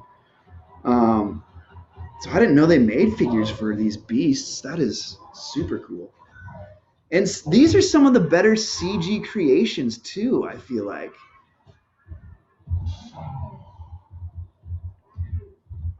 The CGI ruins them all. Of course, the second that I say that about the CGI, Hitch is like, it ruins them. Are they as bad as some of the other stuff, though? I guess maybe just the Acklay looks good to me, the crab one. Because, yeah, the mousy mouse here. The gratuitous shot of Padme losing her midriff. There's a great line that Natalie has in an interview where she's like, well, now that I'm over 18, I guess I'm allowed to show my tummy. Definitely kid versions of the monsters. Yeah. Hudson, I love the architecture of the arena. Yeah, the arena's a pretty cool design. The only thing that doesn't super work for me is like the Geonosians in the stands. It just kind of turns into like a big blob after a while of like jumping and flapping wings. But it's a cool design. I'm all right with Geonosis. It's weird because we have the cool arena scene that's pretty good, and then we have the droid factory scene, which is not very good. So that's one thing about Attack of the Clones is it's kind of like all over the map. I like this idea that Anakin almost has a connection with animals. I feel like there's another opportunity in the prequels where he does that, and right now I can't think of it, but when that Geonosian gets stabbed by the Acklay, the battle wounds are sex. Oh, the where the claws of the Nexu scraped across Padme's back. The Rancor. Yeah. Came from the Sith Home Lord. I thought not Dathomir. What's the name of the planet the Sith Home Lord? Home world. Whoa. You guys I've been talking for 2 hours now and all my words are jumbling together. Poor kitty cat. Poor dead kitty cat. I love too that Padme jumps from like this 30 feet thing onto her crotch on this really tough monster. The back of this monster is like, oh, I know you're a girl, but still, that would be painful. And then she gives him a little peck on the cheek. Morrowband. The Sith witches rode them in battle. Sith planet Morrowband. Okay. Interesting. This isn't how it's supposed to be. Newt Gunray just like hates Padme Amidala.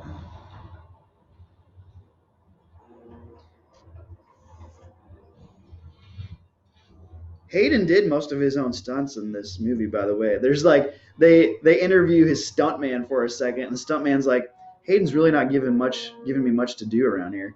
All right, here comes Mace. We get to see Mace Windu's purple lightsaber for the first time.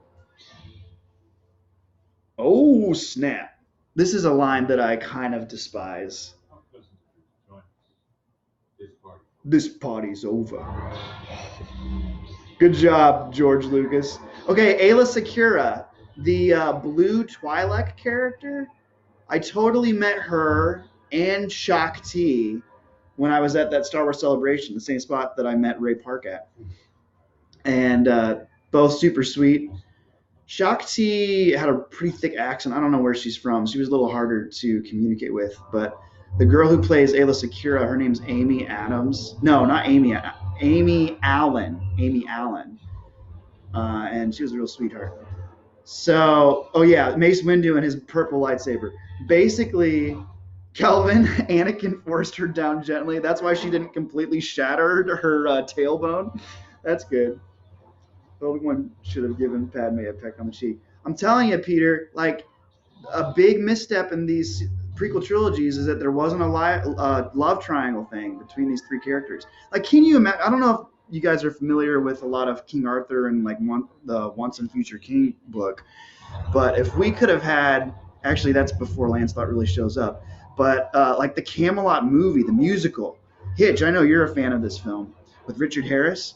That musical is brilliant in the way that it writes the love triangle between King Arthur and Lancelot and Guinevere. If we could have had something like that between these three characters, game changer, y'all. Game changer. Padme shooting them up. So yeah, one day, and this is all on behind the scenes footage, Samuel L. Jackson walks up to George and he's like, George, tell me about the lightsaber colors real quick. And George is like, well, I can't do a George Lucas impression. The good guys have green and blue, and the bad guys have red. That's just the way that it is. And Sam Jackson's like, yeah, okay. What about purple? Anybody ever have purple? And George is like, I don't know. We'll see. And then I don't think he even told Sam Jackson that is what he ended up doing. And Samuel L. Jackson didn't learn about it until he saw like the first cut or something like that. Django, little twirly gunslinger.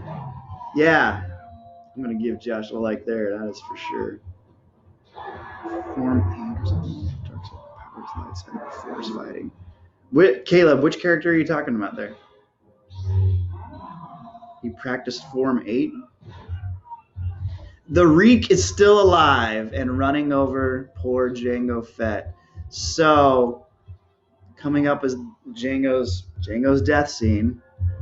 Oh no, he's got to kill the poor beast first. These poor animals. Where's the animal rights movement in Star Wars? Too much Tiger King on my brain right now, y'all. Okay, so as Jango's head gets chopped off, watch the shadow. Watch the shadow. You can see the shadow of the head coming out of the helmet. And poor baby Boba Fett. Oh, Mace Windu. What?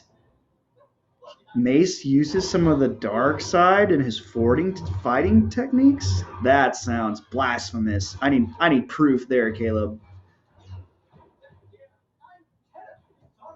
Oh, 3PO, you're a mess. Hey, there's Kit Fisto. Fans of the Clone Wars will remember Kit Fisto. He's a cool Jedi. Terry, you were talking about Yoda being the only cool Jedi. I'm a Kit fan. Here's our lovers. It's weird to see Anakin with a green lightsaber, but remember their lightsabers were taken away by the Geonosians, and they had these ones thrown up to them when the Jedi showed up. No, I call it aggressive negotiations. So that line that the two of those actors came up with earlier in the movie was used later now in this scene. Obi-Wan! Don't get stabbed, bro. Don't get stabbed. Yeah, Kelvin, I have heard that about Jango trying to use his jetpack, and that's why he gets decapitated. Oh, here's the other dad joke. This is such a drag joke.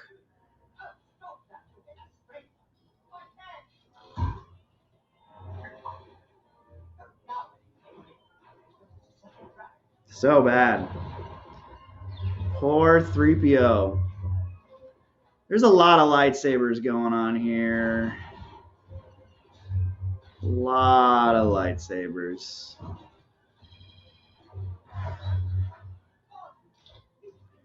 One thing, though, that I know they tried to do that I appreciate is the stunt coordinator wanted each Jedi to kind of have their own unique fighting style. Kind of similar to what we were talking about with Mace Windu.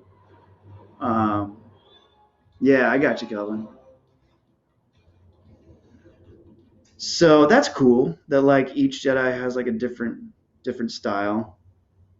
In fact, I think the stunt coordinator's name is Nick, and he was like talking about working with Samuel L. Jackson. And was like, yeah, I was kind of coming up with an idea for his fighting style, and then I was just like, you know what? Samuel L. Jackson already has so much style. He'll figure it out. Surrender. Bold For this but man. foolish. We will not be happy to be part of you. Then, I'm sorry.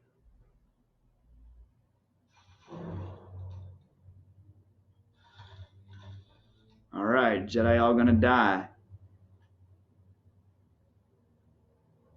Like if the Separatists had killed all the Jedi though, like how well would that have gone over in the Republic? All right, enter the clones. One Jedi learned Force train, which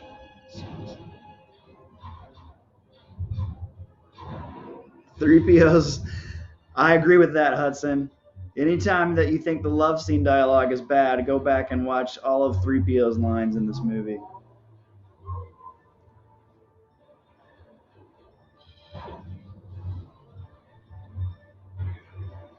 Yeah, a lot of Jedi die quickly. Dude, kind of hopping onto that, Aaron, real quick. In episode 3, that is a huge misstep when the 4 Jedi show up into Palpatine's office to arrest him. Like, you got 3 Master Jedi. Not Jedi that are on the Jedi Council, which are supposed to be like the best 12 Jedi in the galaxy, and they go down like that. Huge disappointment there. All right, so we've left the droids all alone in the arena, all by themselves. Oh. And then Boba picks up the helmet. Apparently, George at one point was going to have the head drop out of the helmet, but he decided that was too much. And then I think that's why they added the shadow of it in post. All right, so we are chasing after the Separatists, I think, or the war is just kind of continuing out here on the field. Now that the arena scene is over, I kind of like tap out until Yoda starts fighting, and then I have mixed and weird feelings about Yoda fighting, and then I see the lovers get married, and then the movie's done. Rule of 2, Matt. Rule of 2, Matt. Not sure what that are you talking about this rule of 2 for the Sith there, Terry? Okay, the Death Star plant. You can see the Death Star up there in the corner. We must send all available droids into battle. There are too many. Poor Christopher Lee. By the way, this Geonosian is named Poggle the Lesser. Poggle the Lesser. You guys remember Pogs back in the day? Oh, all these clones. So every single clone in this movie is a digital character. The head animator even says at one point that they did not create a single piece of clone armor for this film, which just infuriates me. I subscribe to the idea that if you can do it in real life, if you can create it, then you should. And don't use digital technology unless you absolutely have to. So the fact that they didn't make a single suit for a single actor is just mind-blowing.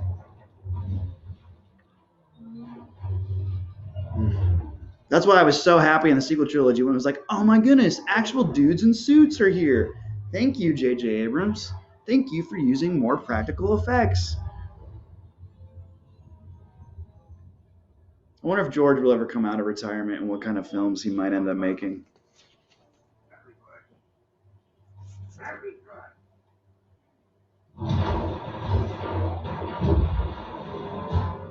Yeah, so there's a lot of this battle here out on the Geonosian surface. None of it's particularly interesting. Off the Palpatine have been much more powerful than those Jedi. Terry, we're gonna have to just catch up over the phone. There's a little bit of a barrier here when we're talking about the deep, deep, serious Star Wars stuff.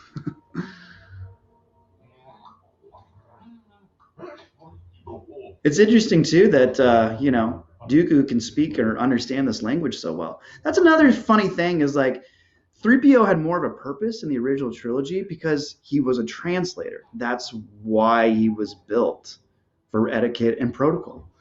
But in the later films, everybody speaks or at least understands everybody else's language. So it doesn't really give 3PO as much to do. There's the plans. So apparently the Geonosians helped come up with the idea or the plans for the old Death Star.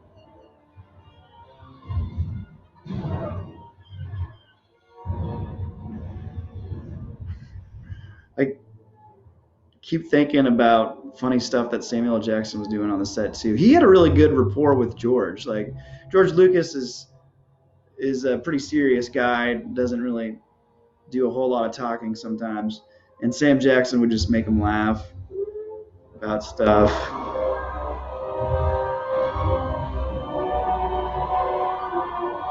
That's a huge plot hole. Rogue One, anybody? Oh, Caleb, now you got me thinking about a lot of stuff. I mean, I'm sure there's some in-canon, in-universe reason or story about how the plans go from Geonosis to whatever planet that is where the scientists are with Galen Erso in Rogue One. It's been a while since I've seen Rogue One. Again, it's not I like it. I like it more than Last Jedi. So there's that. I don't know if that's saying so much. Why do the Geonosians have the Death Star plans? It seems like they created them first, right? Because Rogue One happens right before Episode 4. And this is, 20 years before that. So many blasters and lightsabers and dust.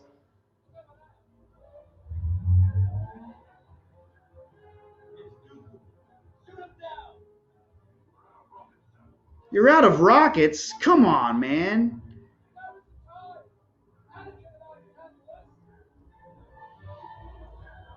Good old Christopher Lee.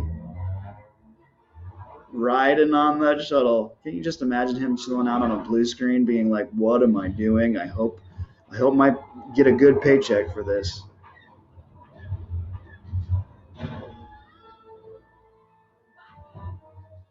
So Padme just fell out. This is an interesting exchange of dialogue here where Anakin wants to fire the frickin' lasers. Frickin' laser beams.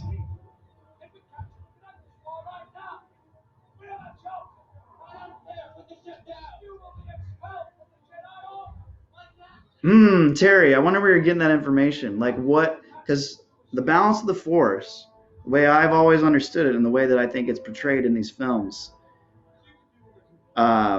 is when the dark side is not being used. So the prophecy is that there will be balance in the Force when the Sith are destroyed. That is what will bring balance. So it's not like a scale. And that's the mistake that Rian Johnson made in The Last Jedi. Is he completely changed the whole concept of the balance of the Force. So yeah, I feel like you're kind of talking about a weighted scale there, Terry, and I just am curious where that came from.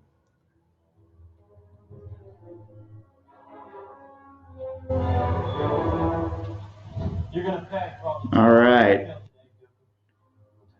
Here's the big battle. Christopher Lee had a lot of experience with stage combat and like the theater that he did and stuff. Now, I don't know, he might have done some of this fighting here with the guys, but I know with the Yoda stuff, he was like, nope, I'll just leave that up to my stunt double. Because at least when you have another actor doing the choreography with you, they can almost help guide you into it. And it's just muscle memory. See, this looks like a digital Count Dooku head. They literally they film this the stage fighter in costume and then put Christopher Lee's head on top of it.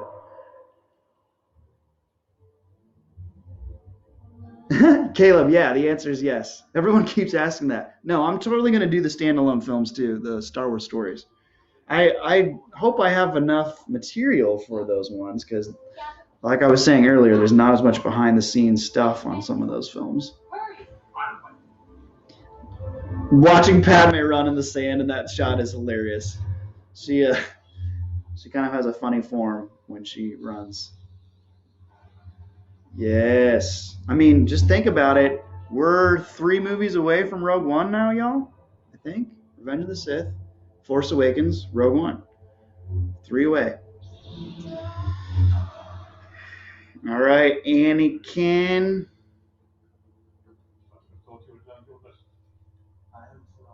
There we go with Jedi losing their lightsabers again. I like this bit here where Anakin's fighting with both sabers. That's fun. And there goes the other saber. Yeah. I want to talk about that comment for a second, Terry. I like how Lucas tried to portray how epic of a scale these battles would be. Yeah, that was definitely what he was trying to do for sure. I think I got to go back to like the human element of it, though. I remember when I was doing Macbeth in college, we put it in a like street gang environment, and instead of fighting with swords, we were fighting with like steel lead pipes and stuff. And I thought the biggest, baddest battle was going to be me and the villain at the end, just whacking at each other with lead pipes. But the one that actually was more entertaining for people was a fight I had with another character where we were more creative in the choreography, using different props and made it more interesting emotionally. And I think that same sort of concept applies to this movie where like sometimes you try too hard to make it big and epic. Not a huge fan of like the overuse of the word epic because when that's what you're aiming for, you lose what's important. William, this is your favorite one, huh? See, I am very conflicted about this Yoda fight. Mostly because it looks a little off. And I know George even said, hold on, I'm gonna try to find this quote. Oh, he would say that it's crucial. The duel with Yoda is crucial to the animation department because it had potential to be humorous rather than dramatic. And I think it's a little bit funny. It's a little funny to see him hopping around. And I think there's something to be said for Yoda to be so powerful that he doesn't need to fight with a lightsaber. Here it is, William. Hop, hop, spin, spin. Whoop, whoop, whoopie-doop. I think in Revenge of the Sith, they make him less hoppy somehow, and it almost works better. Is Yoda a Deus Ex Machina here?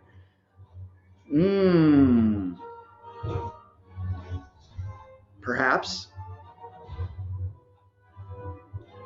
Not really, because he's been an established component of the story throughout. A real Deus Ex Machina is something that literally like comes out of nowhere and has no precedent in the story. Good question, though, Kelvin. Peter says people in the theater laughed. I think I remember that too. I think it came across a little goofy when it happened. If I had to guess, though, I bet that's part of why William likes it. But yeah, like with Yoda, he's a hard character to managed, which is why I'm very much against this idea of doing a Yoda solo film. Like they were throwing a lot of ideas out there for a while, like what they could do as a standalones between episodes. Of course, we got Rogue One, we got Solo, but they were going to do a Boba Fett and they were going to do a Yoda, and they're talking about a Chewbacca. And I was like, yeah, I don't think these are good ideas. Yoda is an awesome character and great in a supporting role. But you'd have to have a really special kind of writer and director to tackle a full-length movie with something like Yoda. Caleb, go for the ankles, man.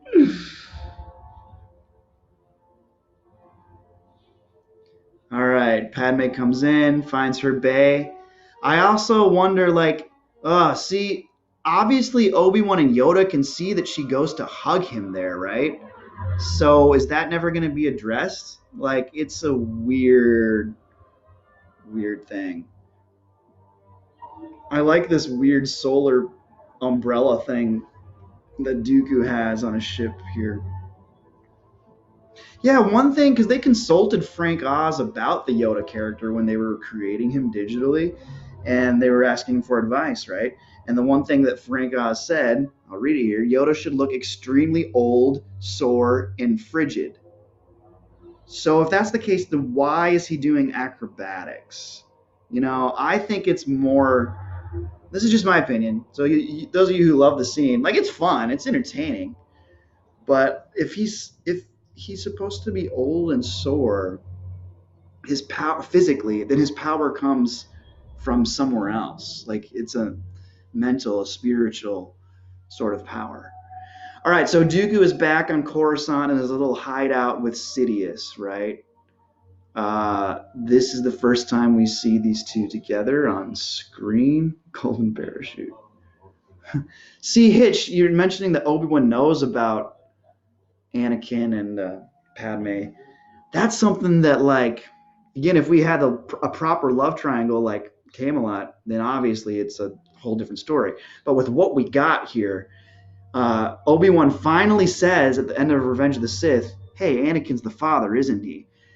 By that point, it's too late. I want Obi-Wan to actually say that on screen, or allow us to see that he's realized it on screen much earlier. I mean, imagine the emotional, pull that would have on Obi-Wan. Like, do I report this to the Jedi Council? Like, what do I do with this information? At one point, Caleb, I do remember kind of reading about that building where they met. I think it's like a part of town that hasn't been used in a long time, obviously.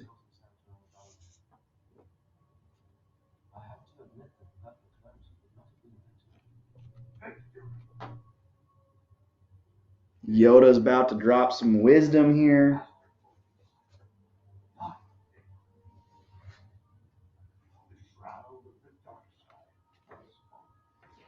Begun. This Clone War has. Oh, I forgot to mention too, you know how I was saying that Christopher Lee played Dracula forever? I guess they had a little prop Yoda on set, and they put fangs on the prop Yoda just to mess with Christopher Lee. He shows up and he's like, I will not comment on that.